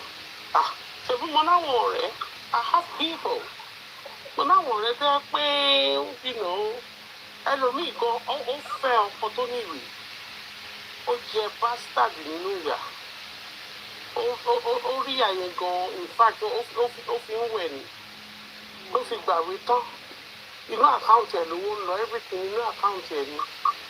Indirectly, ọkọ gbogbo òwe ẹ̀ náà nìyẹn. Change ló máa kó òun ló máa sanwó ilé ló máa sanwó everything. Kò yé yín, adẹ̀fún ṣíkún bẹ́ẹ̀ ni. Owó lọ́wọ́ ẹ̀. Ó ń gba gbogbo owó yẹn, á ní ṣé wọ́n ló nílé ni. Òun kọ́ ló nílé náà. Kò yé yín, òun kọ́ ló nílé. So kí ló fẹ́ ṣe sí? You need to pay. Á tún fún ọ ní owó ọmọ child benefit. Ó máa gbà òun ló ń gba gbogbo ẹ̀ because òun ní ìwé. Ìyẹn lágbára, ó dẹ̀ bímọ fún. Kí ló kọ̀? Tó lè gbà ní ìwé ò tí ì jáde náà, báà lè ṣe fẹ́ gbà á. Kò dẹ̀ ní kówó lẹ̀, ó máa ná jẹ ni. You understand? Mo mú ọmọ kan wá ń gbà kan fẹ́ ọ̀rẹ́ mi kan ọkùnrin. Ìjọ tó lọ bòbí yẹn bá black and blue kó lè yí ọrùn. Èmi tí mo pọlọ́pàá fún bọ̀bọ̀ yẹn nù. Ìgbà tí mo kọ́kọ́ bọ́ náà, lágbájá báwo ló ṣe nǹkan tó ṣe báyìí? Ó ní kí ni ó ṣẹ̀wọ̀n dẹ̀ discipline yẹn. Olóòmù náà dẹ̀ wá discipline wọn náà. Bí ṣe pọjọ́ fún ni, wọ́n gbé jàǹtò ni. Ó ń lọ bèbí yẹn ọrùn yẹn ò yí. Lóòótọ́ kò fi mọ̀ fún mi o, because ó ti believe pé ta ló fẹ́ gbà sílẹ̀. Òun àṣegbé lòun máa ṣe. Ó dẹ̀ ní mi mo introduce ẹ sí bèbí yìí ní òdòdó máa bá yé ìwọ náà jẹ. Mo pọjọ́ fún straight ni. Wọ́n gbé àwọn ibi section tó tún gbé sí tó wá da níbi àwọn tó ti pààyàn dáadáa ló gbé sí. Ó ní ìgbà yé òun jẹ wọ́n ló bá yá ẹ̀rọ ẹ̀jẹ̀ náà. Because tó bá tẹ̀ sọ fún mi pé inú bí òun ni òun ṣe mọ̀ kó tẹ̀ sọ kan ó sọ pé ó ṣẹ̀ ni mo discipline yẹn. Mo ní ọ̀kẹ́ Ó discipline. Ọjọ́ ọmọ ẹ̀ tàbí ọmọ ọ̀dọ́ gan ò lè lọ bẹ́ẹ̀ yẹn náà. Kò yẹ yín sìn. Ó lágbára. Bèbí ẹ̀dẹ̀ ló ń san gbogbo owó ilé ló ń ṣe kíní ló ń ṣe everything ló ń tọ́jú ọmọ ló ń ṣe everything. Nínú yẹn the social services ṣe dá sọ̀rọ̀ wọn tó fi jẹun tó gbà mí. Bẹ́ẹ̀ni nínú yẹn ó tọrọ ni àní ó nàyàn ó máa yí gbogbo ara ni kò lè dáhùn ìsẹ́gbẹ̀ẹ́ ó máa yí gbogbo bọ́ọ̀dù tẹ̀lé ara ẹ̀ ni. Àwọn òyìnbó yẹn gan ni wọ́n ní wọ́n máa sì tòun gan in fact kíra mọ́tò làbá I don't give it 2 months tọ́mọ yẹn bá kó orúkọ mi náà máa gbélé náà kálẹ̀ mi mo introduce wọn together èmi mọ̀ pápá yan ni kí ló dé tí mo ṣe introduce wọn ṣé yẹn sìn. Sọmọ láti sọ fún ọ pé no it doesn't work like that nǹkan tó bá ṣe ní máa bá yé ẹ̀jẹ̀ ni kò sọ̀rọ̀ ìgódìgbò bẹ́ẹ̀. Ìwọ tó bá ti mọ nasty thing ṣe ìwọ náà rẹ́dí láti lọ sẹ́wọ̀n kò jù bẹ́ẹ̀ lọ. Ẹyẹ yín sì sọ gbogbo kinní yẹn aláti àádọ́nà ṣẹ̀mọ̀ ká máa ń sọ pé wọ́n fi búrẹ́dì kóyàn lómi ọbẹ̀ lọ.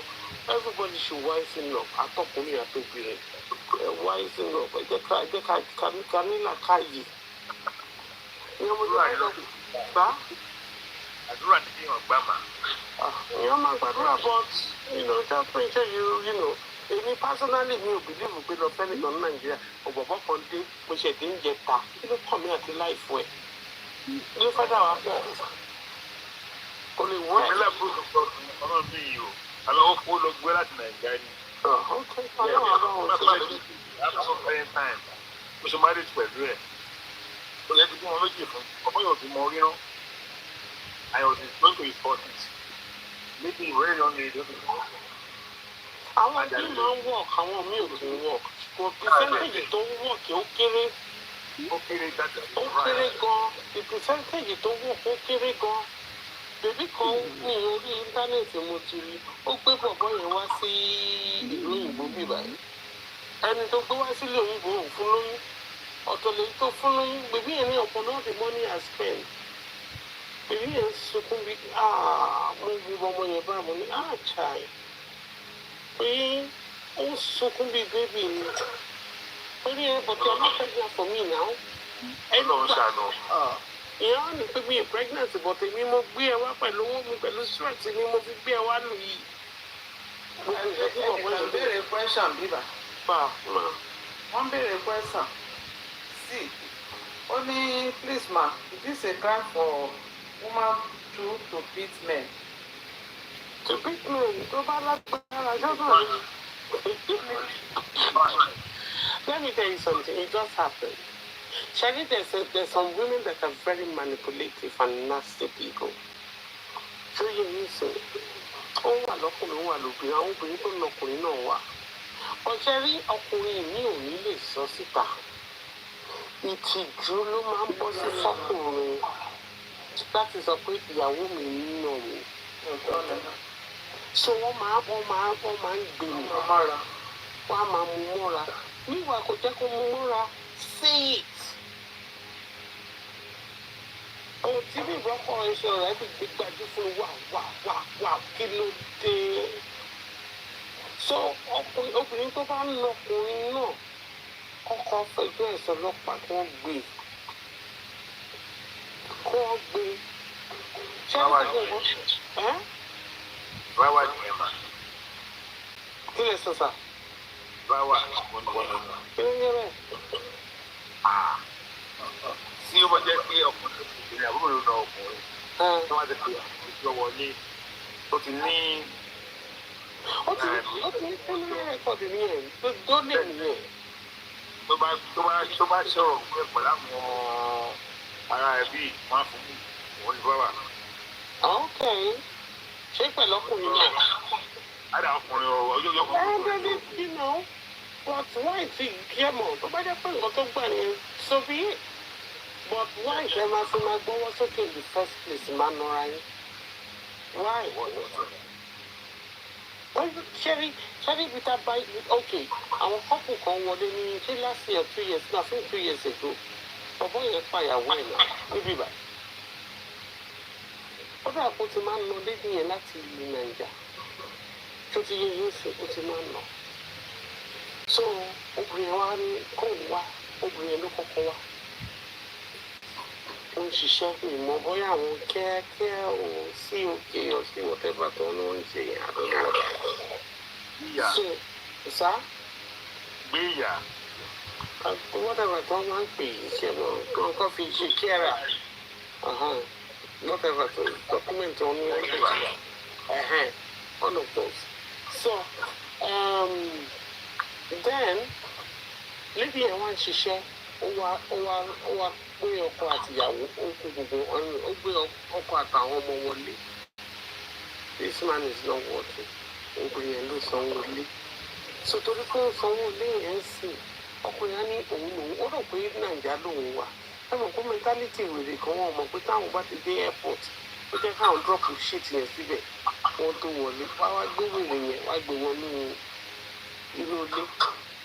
So obìnrin yẹn, àwọn ọmọ ṣẹ̀mọ̀ báwọn bá ti lọ sí school wá ti sọ fún wọn tí kìíní kan bá ń ṣẹlẹ̀ ní ẹgbẹ́ 999 ẹgbẹ́ ní whatever wá ti ṣàkọwọ́ bákanbákan. Obìnrin yẹn dé láti fi ṣẹ́ ìwọlé ilé owó tó padà. Ó ń ṣe Nàìjíríà tó ti ń bọ̀ wọ́n máa fún yín délé allowance. Ìyẹn ní òun ọ̀tẹ̀ tí fáwọn olówó àti tí wọ́n bá fáwọn olówó òun ò lè kówó fún ẹ. Òun máa sanwó ilé, òun máa sanwó iná. Òun máa sanwó báyìí because obìnrin ti wà bí fún bí 6 months kó tó di pé family dé. Ṣọ́nà pé ọkọ̀ jàjà kan bọ̀bọ́ yẹn lọ lédi yẹn black and blue. Àwọn ọmọ olóko ọlọ́pàá fún bàbá wọn.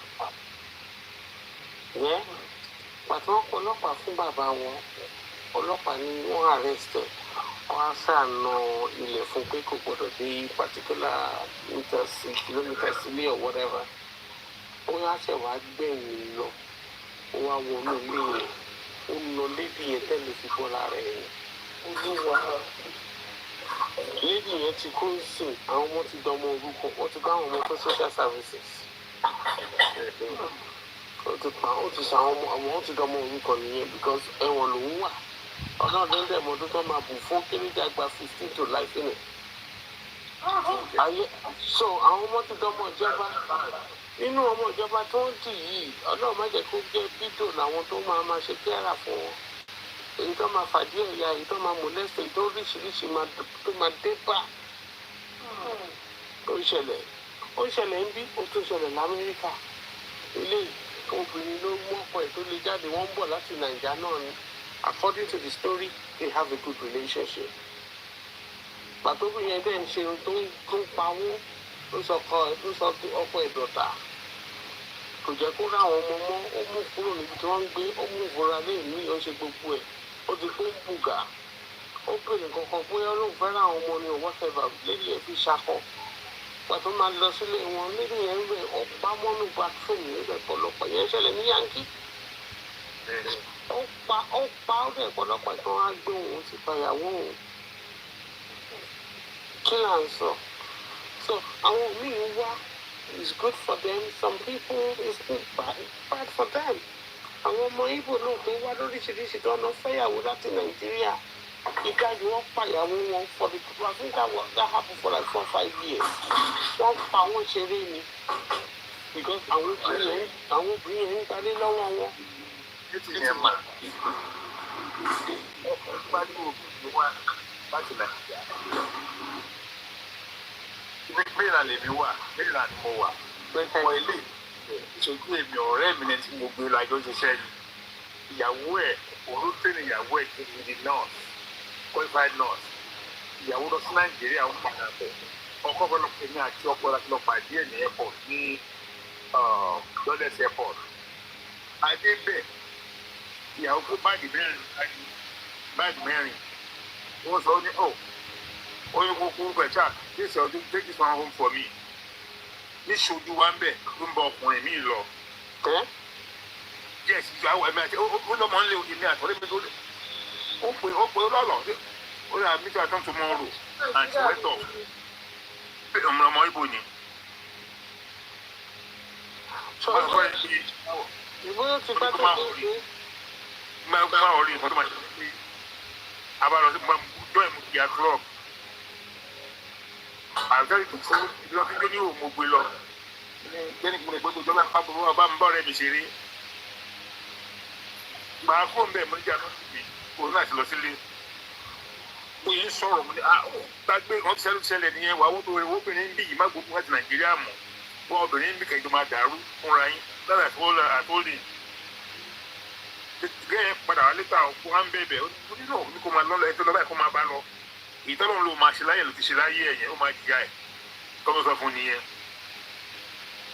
tó bìbí jẹ́rìí ọ̀rọ̀ yìí ó wọ́ láti bò mí ìmí àlọ́ fún ìmí àwọ̀ kọ́lọ́ ń darí wa ni mà.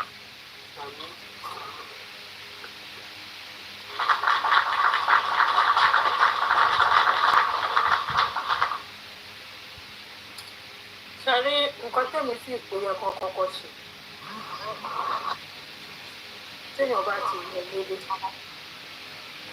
tó bá jẹ́ pọ́n ní nǹkan yẹn bóyá ìyàwó náà fún tó fi wọlé wá tó ràn ọkọ bóyá ọkọ náà fún tó fi wọlé wá tó ràn èèyàn rí. ẹ jẹ́ ẹdẹ ká pàwọ́ táàpù ó ti lọ́lẹ̀. ẹ jẹ́ àpárá táàpù báyà pé wọ́n ṣe wọlé yìí lọ́jọ́ wá ẹlọmọ nọ́mbà 1 nínú ọ̀rọ̀ wọn kọ́kọ́ jókòó lẹ́yìn tó bá gbàdúrà tán ìjọ kejì kan wá jẹ ìjókòó bá let us pray in life that's the first thing tẹ́ ẹ bá jọ fẹ́ hájú lórí nǹkan ìbẹ̀rẹ̀ tí máa sọ ẹ̀rẹ̀ sùn. ìyá mọ̀ràn inú ìjìyàn mo ń bọ̀ wọ́n ní ìrìnàṣọ tẹ́lẹ̀ ìparọ́ àrò tó bá gbé. ṣẹ́ni tẹ́ bá kọ́kọ́ jókòó ẹ ti rí bẹ́ẹ̀ ṣe wọlé pé ìrọ̀rùn lẹ bá wọlé ẹjọ́ ní ẹnìkan níwò ìkọràn kan ìkíní èmi tí mo ní ni màá kọ́kọ́ bẹ̀rẹ̀ iṣẹ́ nítorí pé lẹ́yìn ìgbà yẹn tó bá jẹ́ Amẹ́ríkà ó máa ń tó 180 days tí wọ́n pàdé sí ní tó jáde ó dáa ní ìpè mi rí báyìí tó bá yẹ pé ẹ ò ní lè bóyá kọ́ná fún tó wọlé wọ ìyàwó mi bóyá ká bá wá abẹ́ tébù tó bá rí ẹ rí o ẹ gbé gègé lé iye tíyàwó tọkọ ń gbà tó mú wálé sí my son káàbọ̀ welcome o ẹ gbé gègé lé nǹkan tó bá kọ́kọ́ gbé wọlé tó bá gbé gègé lé pé sálárì báyìí wọ́n fẹ́ máa fún ọ a máa máa sanwó ilé a máa wọ bá a máa ṣàwọ èmi ò dẹ̀ tí ì ṣiṣẹ́ owó ìpọ̀dé ọ̀ yàrá mélòó lẹ gbà ètò para yín jẹ́ mostly tó bá kọ́kọ́ bẹ̀rẹ̀ iṣẹ́ bẹ́ẹ̀ ni àwọn ilé kan wà ipe nísìnyí tẹ́ wá lẹ gba 1 bedroom tẹ́ bá gba 2 bedroom difference ẹ̀ kì í máa ń pọ̀ ń gbà mí lè jẹ́ $100 àbí $150 so ó bẹ́tà kéèyàn gba 2 bedroom yẹn má lọ sọ pé ẹ kọ́kọ́ gba 1 bedroom nígbà báyà ẹ̀ tún bẹ̀rẹ̀ sí ní move aláì 2 bedroom yẹn àwọn ọmọ ń lò kan ẹ̀yìn ń lò kan ẹ wá fúnra yín ní etí báyìí for now ọkọ mi ìyàwó mi bára alẹ́ bá pè àti lágbára torí ibi tí wàhálà ti máa wá nìyẹn o mo ṣe ní nọ́mbà 1 ẹjọ́ jókòó kí ara alẹ́ pè for now maybe like 3 or 4 months tá a bá dẹ̀ máa fún wọn lówó àwọn òbí wa wọ́n nídìí owó oúnjẹ every month a máa fi yẹn ránṣẹ́ tẹ́ ẹ̀ bá tí ì lágbára púpọ̀ bó ṣe 100,000 that is kò tó $100 ẹ bá máa fi sẹ́ẹ̀dì $200 sílé fáwọn òbí méjèèjì ìsọ̀tẹ̀ ẹni kan bá yín gbàdá nínú tẹ́ fi balance ara any other siblings ọkọ mi ìyàwó mi I don't want to react tó bá bí ẹ iṣẹ́ wa ò tí ì ṣe déédéé àṣẹ̀ṣẹ̀ dé ni kò sí tẹ̀ fún yẹn sìn àti ilé tá à ń gbé gan à ń manage ni o tẹ́yin méjèèjì bá ti ṣe ìṣọ̀kan ẹnu ẹ̀ níjà o ikọ́ tó ń fa wàhálà nìyẹn ọ̀rọ̀ owó ìlú máa fa wàhálà pressure wá pọ̀ èyí tó ń ṣiṣẹ́ á dàbí ìkà lójú èyí tí ò tí ì ṣiṣẹ́ ẹni pé ètò ẹ̀dá sí wọn tó ra àwọn ẹbí wọn kìnnì kan lójú àníbóyó fáwọn tiẹ̀ ní kọ̀rọ̀ sit down and plan your life number 1 ni any event that is not being planned for is always dabaru any home that is not being planned for is always scatter. Ẹjọ́ kọ́ number 1 number 2 number 3 ẹ ṣe débi pé ó dáa mi ní kájọ máa dáwọ́ pọ̀ tó bá fẹ́ ká ṣe jọ́ ìtàkàtì ẹ̀jẹ̀ ká sílẹ̀ ẹjọ́ sọ bẹ́ẹ̀ ṣùgbọ́n tówó bá ti di pé ẹ̀gbọ́n ó ti bẹ̀rẹ̀ iṣẹ́ o màìdí ìyàwó mi iye báyìí gbogbo owó links àti marital owó náà ti mọ̀ ó dáa tó tà jẹ́ 4,000 lóṣù gẹ́gẹ́ bí ọkọ máa fi 2,500 sílẹ̀ ìwọ náà máa fi 1,500 ẹ má sọ pé kélé sọ ilé ìkó wọn ní ìdí ìlówó sì bá mi san ẹ tó ta ẹ bẹ́ẹ̀ àtóúnjẹ àti gbogbo ẹ 4,000 rẹ no excuse pé mi ò fẹ́ fowó lẹ̀ àbúrò mi ní kí yá àwọn olówó kan bọ̀dá mi ní kí yá I don't want to hear o and don't listen to me too ti bàbá wa the only thing to lè listen síta lè jọ listen síra wa ni bóyá medical issue nílé ó jẹ́ pé ó ti fẹ́ bọ́ sọ́jú ọ̀tá ẹ̀ àdè lè ṣe ká ju àwọn èèyàn wálẹ̀ ìṣaláìsí nínú 2,500 tèmi fílẹ̀ 1,500 tí mo filẹ̀ kì í ṣe pé kí kankan nu yín má gba up to 4,000 lóṣù tó o bá ti kó tiẹ̀ lè tó kù lápò ẹ ìwọ ló ní nǹkan ẹ wọn bá máa ní ìyá síkírá ló ń jó ní eyín kò fún wọn kò kàn mí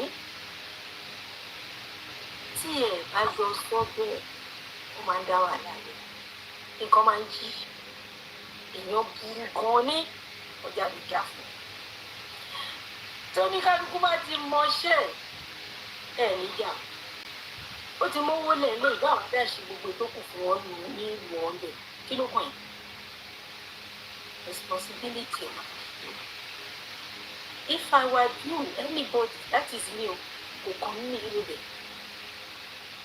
èmi ni pé máa wá yá lọ́wọ́ mi kò ló fẹ́ fún mi torí tó fẹ́ wá yá lọ́wọ́ èmi náà ti fáwọn tèmi náà ní ṣe fún wa but some people are so very terrible tó jẹ́ pé kéèyàn bá ti kọjá sínú òyìnbó ni wọ́n bẹ̀rẹ̀ sí ní kọlẹ̀ lẹ́ni pé àwọn náà wà ní entrance aeroplane ẹ̀wọ̀dì sit lẹ́yìn méjèèjì ṣọwà ní wọ́n nàkọ́ ẹjọ́ gbéra yín kò ní kò yẹ kẹ́ ẹ débi tọ́kẹ́ wá jóye rẹ̀ àtàsí ní ìjà máa dé káwọn ọmọ yín máa wá láàyè níbi pé wọ́n pọ̀ ọlọ́pàá lórí kíni upon money and not because of you because of them at all.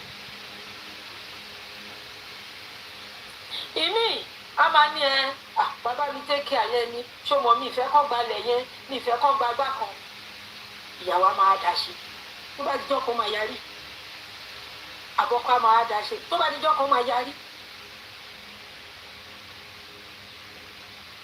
Àní kẹ́ má ṣe nǹkan sílé but ọpọlọ lèyàn máa fi ṣe. Don't rush what is not rushing. You be rushing building at home and you are not building where you want to settle down to be getting the constant money. Does it make sense? Àwọn èèyàn wá ti lè jù wọ́n máa lé kú mẹ́wàá wọ́n wá pòfò lẹ́yìn. Yorùbá ní àtúgbò méjì ká má pòfò wọ́n wá pòfò ìyàwó àtọmọ wọ́n wá pòfò ọkọ àtọmọ wọ́n wá ọlọ́run ní tó ń pòfò rárá o pé ilé máa dàrú ni kì í ṣe pọ́n máa kú o wọ́n ilé bíi tẹ̀lé ń ná sínú ọ̀hún náà ǹdí àná ready for you ẹwọ ọmọ Ìgbò kan náà sọ lánàá ìsìn ló ka síta ó gbàgbé ara ẹ̀ tó fi pé 46 years kó tẹ̀ wọ́n kó yẹ kó máa rí iṣẹ́ ṣáá ni ó délé tó wọn ní gbogbo ilẹ̀ ọ̀hún bàbá ẹ̀ tó kówó fún ilẹ̀ ló fi rà bàbá òun náà tiẹ̀ dáhùn pé òun lòun fowó ẹ̀ ra lẹ̀ yìí ṣé bàbá yẹn ti ṣe owó yẹn ẹ̀yin wá gba gbogbo ẹ̀ nítorí pé kò má rí ìyá ẹ̀ tó bí sọ ọpẹ́lọpẹ́ àbúrò bàbá ẹ̀ ló jẹ́ kó sọ̀rọ̀ báyìí. You need to sit down plan your life. Ìkọ́ni yín gbọ́dọ̀ sọ jí kì í ṣe pé a máa bẹ̀rẹ̀ ṣẹlẹ̀ la o gbogbo kí ni ẹ̀ wọ̀n ní sọ́mọ́ àdìjà for you know 3 months tán ni wọ́n ti bẹ̀rẹ̀ wèrè wọ́n ti bẹ̀rẹ̀ sí níjà. Èyí tẹ́ ẹ jọ sọ̀rọ̀ lórí fóònù tí inú yín dùn tẹ́lẹ̀ tẹ́ ẹ ti ń bọ̀ pé inú yín dùn inú dé why should you come here and be enemies to each other? Because there was lack of plan. The planning was not solid. Ẹ jọ sọ lọ́kọ bá sọ kíyàwó náà sọ o ti sọ bẹ́ẹ̀ o a ti àgbí o bá ṣe máa ṣe nìyẹn mo ti gbọ́ no story o mo ti gbọ́ àjà ọkọ mi mo mọ̀ wọ́n ará ilé mi sọ̀rọ̀ mi àjà ìyàwó mi mo mọ̀ wọ́n ará ilé mi sọ̀rọ̀ mi àìríjà. Ìyá àmọ̀ràn sometimes it's easy said than done because some people sometimes ẹlòmíì á agree. Ẹ káàbọ̀ sá tí ọ̀gá bá ti agree wá agree sí gbogbo nǹkan yẹn tówó yẹn bá ti wọlé change of plan máa wà ẹlòmíì ò kí ń follow through either lóbìnrin ni ọlọ́kùnrin àwọn míì wà wọn ní follow through. Kò ní trust ìmọ́lẹ̀. So àwọn èèyàn ń kọ́ àkáǹtì tó la fẹ́ káwọn èèyàn sí. Kò sí títà bá ti kò sí kí orí má mì lèyìn and kí wọ́n tó bẹ̀rẹ̀ gbèsè àwọn méjèèjì nítòótọ́ wá ti jókòó wá ti planlẹ̀ but ìgbóra ẹni yé ló máa ń sábà wáyé. ẹ sọ pé àní àwọn pípù míì wọ́n máa change the dimension will change. bí o ti gbélé mi sọ I'm not talking about any other person. tẹ̀yẹ yín ìgbóra ẹni yé ló máa kọ́kọ́ wáyé and tí wọ́n bá tí anybody bá dé bíbá ẹ̀ bílíìfù tí wọ́n gbé wá láti ilé ló máa wà lórí wọn pé tó bá ti dé bíbá ẹ̀ owó kọ́ bàbá ṣọlẹ̀ ọwọ́ mi gbàgbà nígbàgbọ́ pé wọ́n ṣàwọ́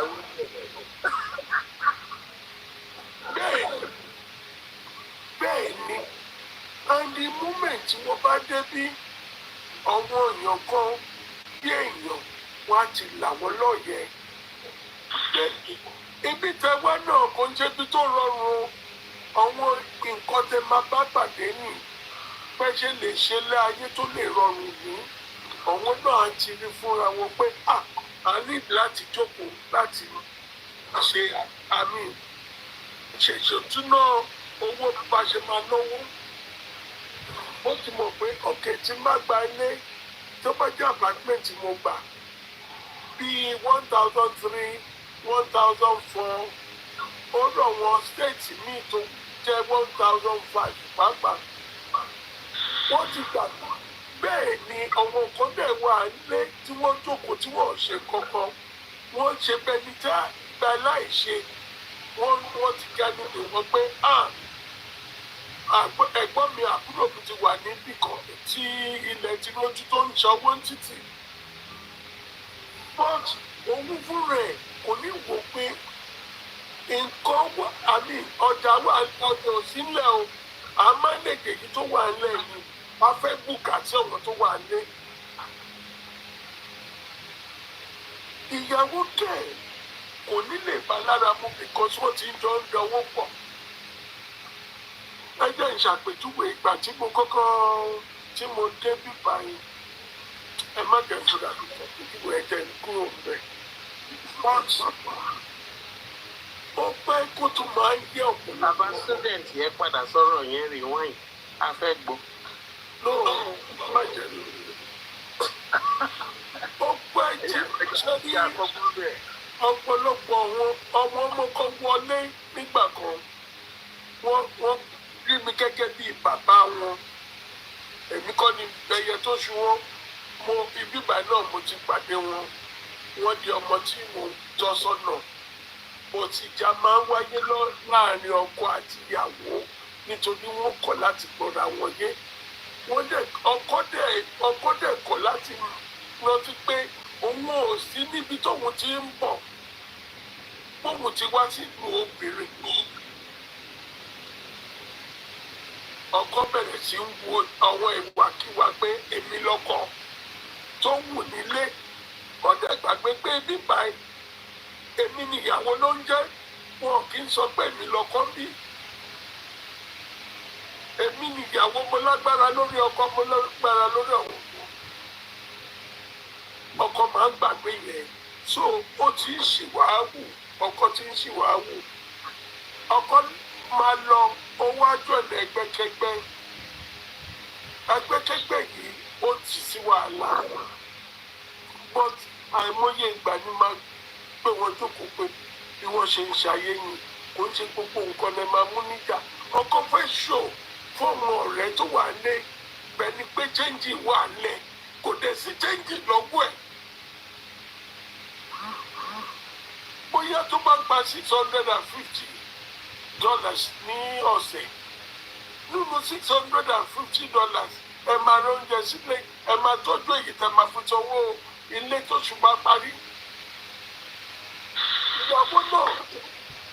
ìyàwó gbà iye tí ìwọ náà gbà báwo ló ṣe fẹ́ tó ra wọn.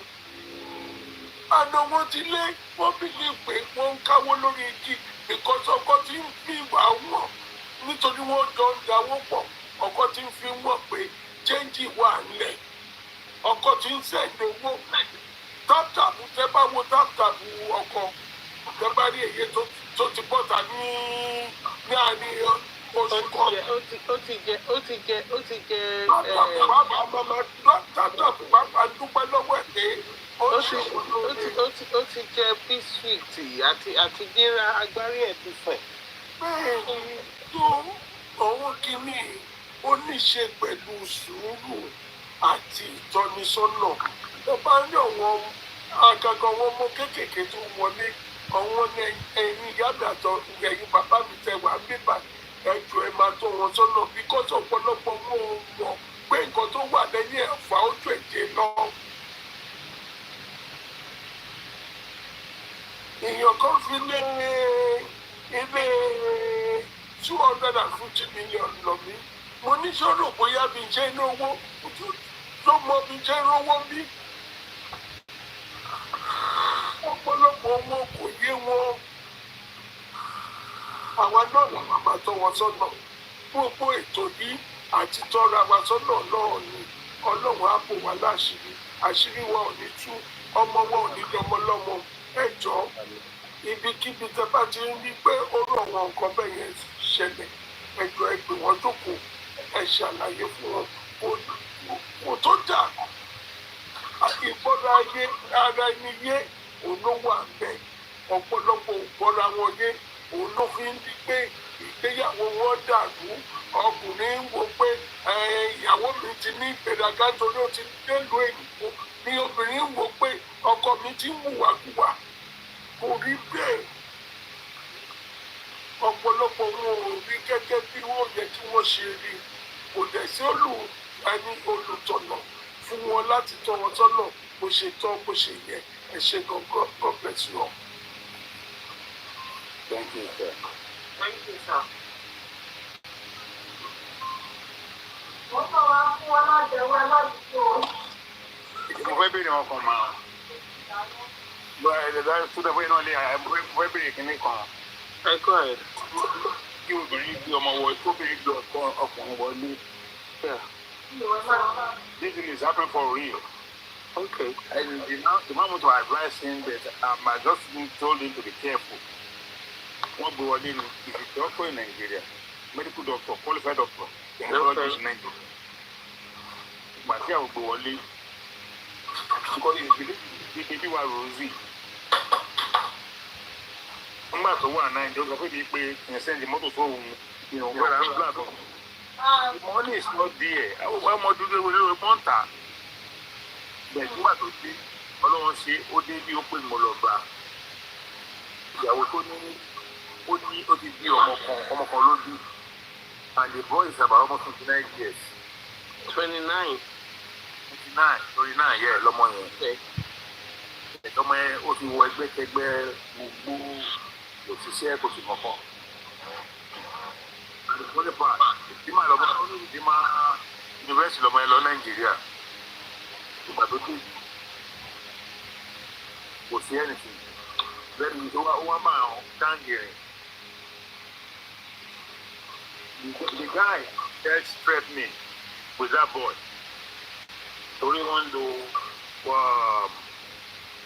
apartment just room apartment. Ṣé Nàìjà ló bí ọmọ sí tàbí ìlú yìí? Ìlú yìí ni ọmọ yẹn wà. Ọmọ Nàìjà ló bí sí ó gbé wọlé ni. Okay, káàbọ̀ ló ń gbọ́ wọn wọlé. Maybe almost 10 years. Okay. But the funny part is pé ọmọ yẹn sìn ó ti wọ ẹgbẹ́kẹgbẹ́ gidi gan. The guy said bí ọmọ yẹn máa mú gbó ó máa mú gbó nínú ilé nígbà tí wọ́n bá ti ń lé. Ó sọ fún dọ́kítà ẹjọ́ kan tó dúpọ̀ kòkòrò jáde pọ̀ fún ẹgbọ́n bẹ̀rẹ̀ sí nínú pálọ̀. Wọ́n fọ́ yẹ pé ó yẹ kí ẹ lè pọ̀ fún un yẹn ni pé ẹ̀rù ń ba òun kó má lọ pa àwọn gáàdì kó má lọ lu òun ń ta ọ̀kọ́ lọ yìnbọn pa òun. ṣe rí ọ̀rọ̀ bẹ́ẹ̀. Yes, sir. ṣe rí àwọn ọmọ kéékèèké ó ṣù ọmọ 29 òun ṣe ọmọ kékeré mọ ìsànàdọ̀. 29 ìsànàdọ̀. ó ní 29 nǹkan tó bá fọwọ́ rẹ̀ fà ó máa fọwọ́ rẹ̀ kò ní o. tó yẹ ní ní age yẹn because ó ti mọ̀ tó ó ti mọ̀ lóye and ní pàtàkì ọmọ 29 tó decide pé nǹkan tó kàn ní pé kóun bá ẹgbẹ́ kíkẹ́ nì àrírùkù òun náà àrírùkù rẹ̀ àríbi tó máa sọ òun dé ìlú yìí náà òfin ni ìwàkiwà tó wà ẹ má gbọ́ mi o ìwàkiwà tó wà jẹ́rí ẹni tó bá ń ṣẹ̀wọ̀n bí ó dàbí pé ẹni tó ń ṣẹ̀wọ̀n bí wọ́n lọ lé ọdún ni ẹni bá ṣẹ̀wọ̀n ní Nàìjíríà ló lọ ẹ̀wọ̀n tó yẹ yín ẹ̀wọ̀n bíbá ẹgbẹ́ ẹni pé wọ́n lọ lé ọdún ni wọ́n ń fi ìbẹ̀ because oúnjẹ wọn máa pé wọ́n máa sùn bẹ́ẹ̀ ni pé the only thing tí ó wà ní ẹ̀wọ̀n bíbá ẹni pé wọ́n restrict movement wọn tó yẹ yín gbogbo facility ìjọba ló máa sanwó hospital kódà iye tí wọ́n fún wọn lójúmọ́ ibi tí wọ́n tún wọ̀ sí dé but ṣé yóò máa ṣẹ̀wọ̀n ní Nàìjíríà àánòhun tún lè ṣe orú nǹkan tó ń ṣe mọ́ ẹni bá ṣẹ̀wọ̀n Nàìjíríà á mọ̀ pé ẹ̀wọ̀n lòun ń ṣe tó yẹ bọ̀tẹ́ ní bá ṣẹ̀wọ̀n bíbá lè rí ọmọ wa tó máa ní ẹ̀wọ̀n ló kó nǹkan nílùú bíbá bọ̀tọ̀ wọ́n bọ̀tọ̀ kí lè wí sà. àwọn náà máa ń ṣẹ̀wọ̀n ọkùnrin nínú ẹ̀ mọ́ ni. àwọn tí wọ́n kò yé mi o. irú àwọn ọmọ Nàìjíríà náà ń kó tù wàhálà. wọ́n kó tù ẹ̀wọ̀n yìí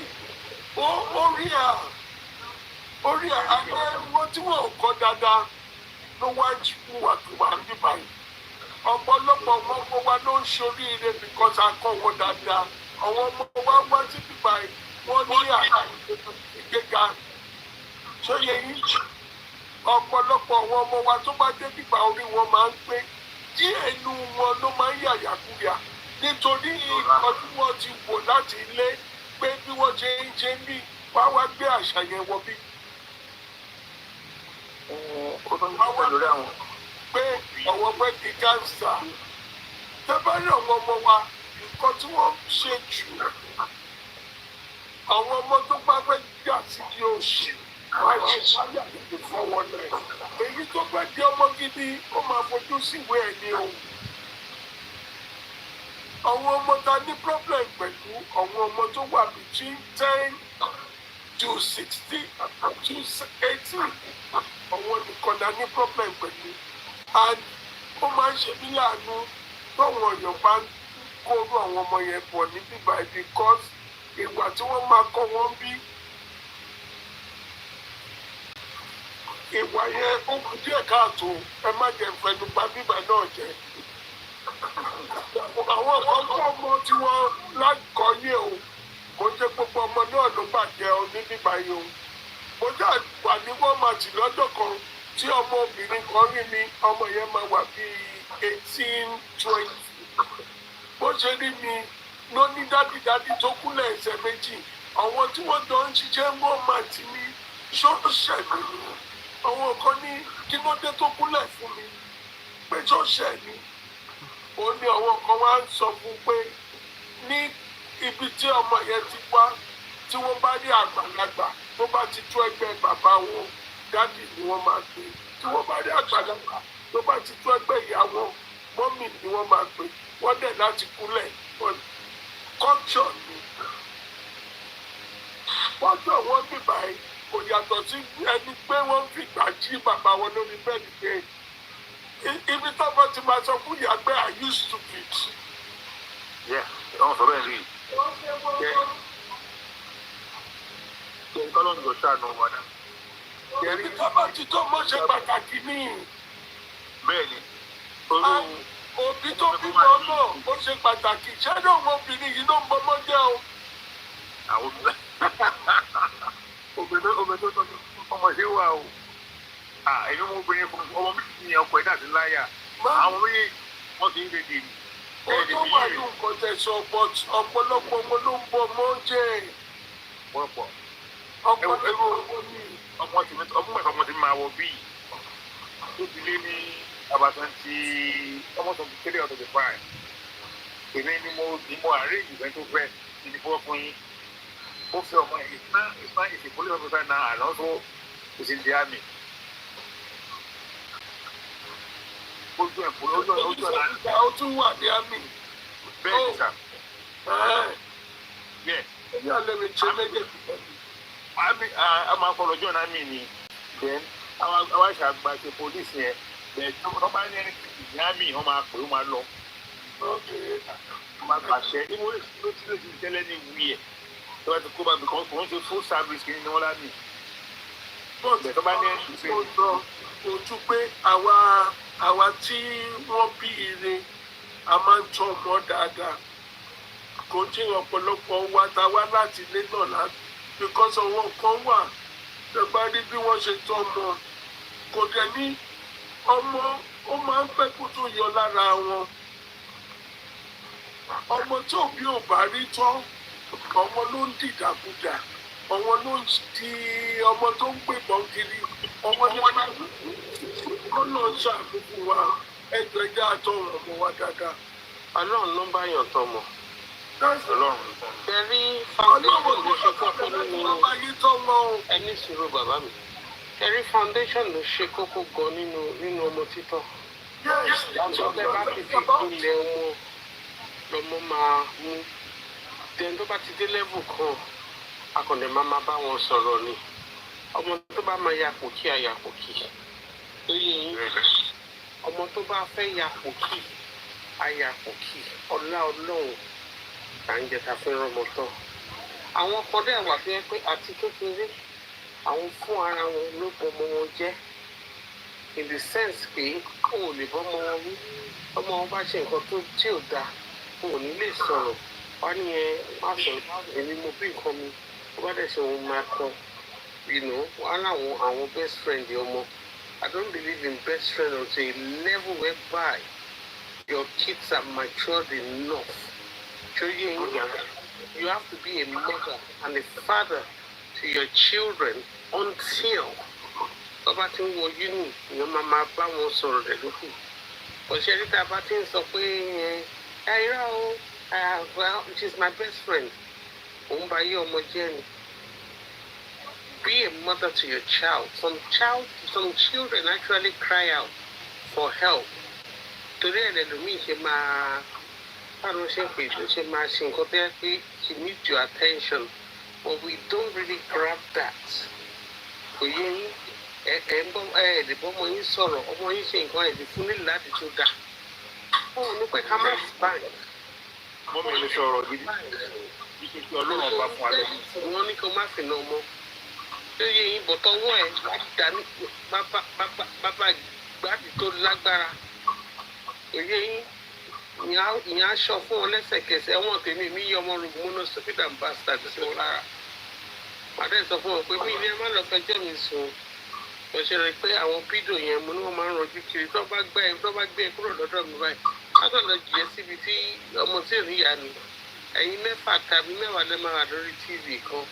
Ètò ń tẹ channel bíbá ò rí rí tẹ ohun tí pídò bá dẹ̀ mú ẹ bá fàdí ẹ̀ ya ni ọmọ wo ló máa gbọ́rọ̀ ẹ̀ tó máa fẹ́ kán fàdí òun ya yóò yé yín sí èmi mi ṣe sọ fún omi yẹn bá mọ́mí sá kọ́lọ́ fún wa láwọn ọmọ yẹn tọ́. ọlọ́run ló bá wa tọ́ àwa kálá ń tọ́ a lè tọ́ wọn dé level kan ọlọ́run gbà ń tẹ̀ bá wa tọ́ wọn tọ́.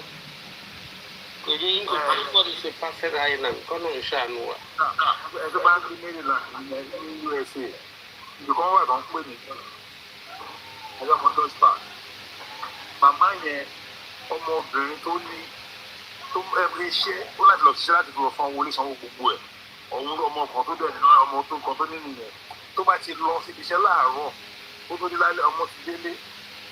Á káwọn ọ̀rẹ́ wa wọ́n ti ní fìṣẹ́ sínú ilé. Ìjọ tí ṣọ́ọ̀kì máa mówó máa yẹn ó rẹ̀ ẹ́ iṣẹ́ ló kọ́ parí ló bọ́ ń bọ̀ nílé nígbà tó máa bá àwọn ọmọ ìjọ yẹn bó ní kó pọ̀ sí lẹ́kùn lẹ́dọ̀ kàrá sí lẹ́kùn tó kọ́ wà skul ó bá bọ̀ láwọn ọmọ skul rẹ̀ nílé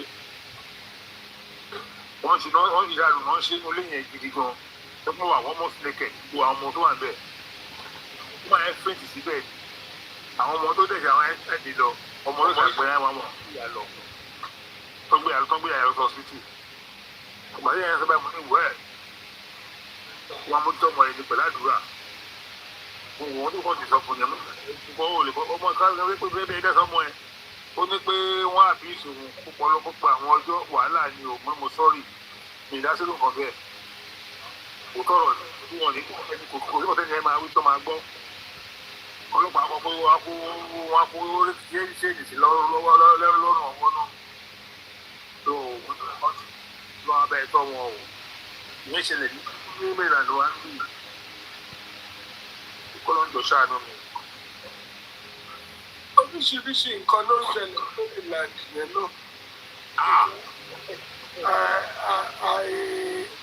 I happen to witness one tí obìnrin tó lọ́mọ obìnrin mẹ́ta ọkùnrin tó nínú ilé gbogbo wọn lọ sí ilé ìgbàmí sí school ní ọjọ́ náà. Unfortunately, ìkànnì wọn it wasn't feeling that good kó bá padà sí ilé. Ṣé ní ẹ̀yin kọ́ọ̀pì ṣọ́ra pẹ̀lú àwọn nǹkan tí wọ́n sì lẹ́dí yẹn ó ń fẹ́ ọkọ ẹ̀ o ọkùnrin ó dẹ̀ gbé ọkùnrin wálé tí àwọn ọmọ yẹn bá ti lọ school ló máa pe ọ̀wọ́n ọkùnrin kó wá bọ̀ ọ̀hún sùn nínú ilé. Ọkùnrin wá bá lẹ́dí yìí sùn nínú ilé. Ọmọ yẹn dẹ̀ wá nulẹ̀ ó ní ìyá yẹn ń wá. Ọmọ yìí ó láti sọ fún àwọn ọmọ ẹ̀ tó kú pé màmá òun máa ń gbé ọkùnrin wá ilé wá pàṣẹ. Tó ìwà tóun òbí bá wù wájú ọmọ possibility ọmọ yẹn náà wóró àwọn ìwà yẹn. Tóbìnrin bá wà ní ọkọ tó bá wulẹ̀ fẹ́ ṣòṣì ẹ because ọ̀pọ̀lọpọ̀ obìnrin tó wà nípa ẹ̀ tó jẹ́ pé ọkọ wọn wà nílé wọ́n dẹ̀ sí ní ọ̀hún fẹ́ ọkọ yẹn òun ṣòṣì wàá tún jẹ́ kó ọ̀hún ọmọ máa rí ọmọ òṣè níwádìí ìdàkúdà.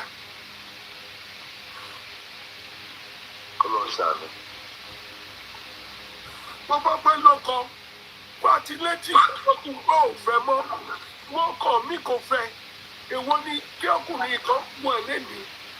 Snap bàbá student kí ìyàwó mọ́tò ṣe ti wà bẹ́ẹ̀ látàrọ̀ káwọn náà rí sọ̀sọ̀rọ̀ tó wà náà.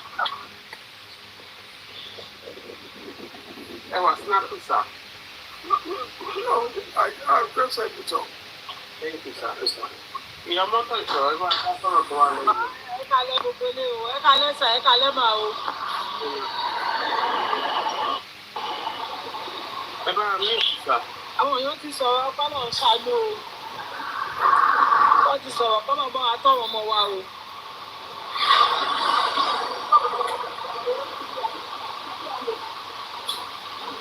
Mo sọ̀rọ̀ yẹn mo ní òbí tó máa tọ́mọ òun náà láti wà transparent. Nígbà tí bàbá yẹn kí èsì kọ́, mo ò bí tí kò tó lọ́tọ̀ ọmọ. Òbí tó lọ́tọ̀ ọmọ, ojú ẹ̀ tó ń tọ́jú wálé.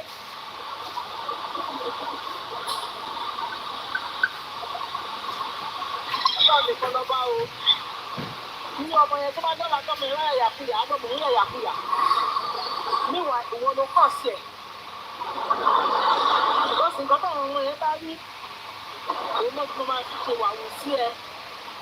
Ẹni wo ni wọ́n fẹ́ rí mo fẹ́ ló fẹ́ sọ̀rọ̀ fún wọn. Nígbà òyìnbó yìí kọ́nà ń ṣàánú mi pẹ̀lú àwọn ọmọ tá à ń tọ́. Ọlọ́run bá ló bá wa ń tọ́ ọmọ kọ́nà bá wa tọ́ wọn o.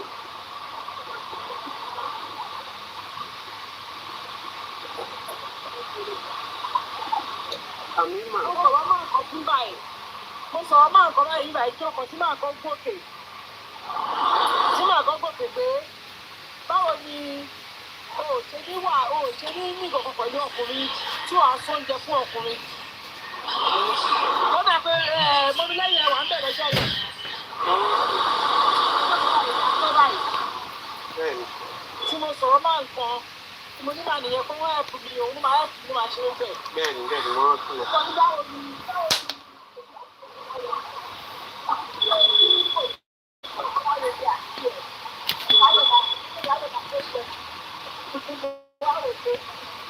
oúnjẹ.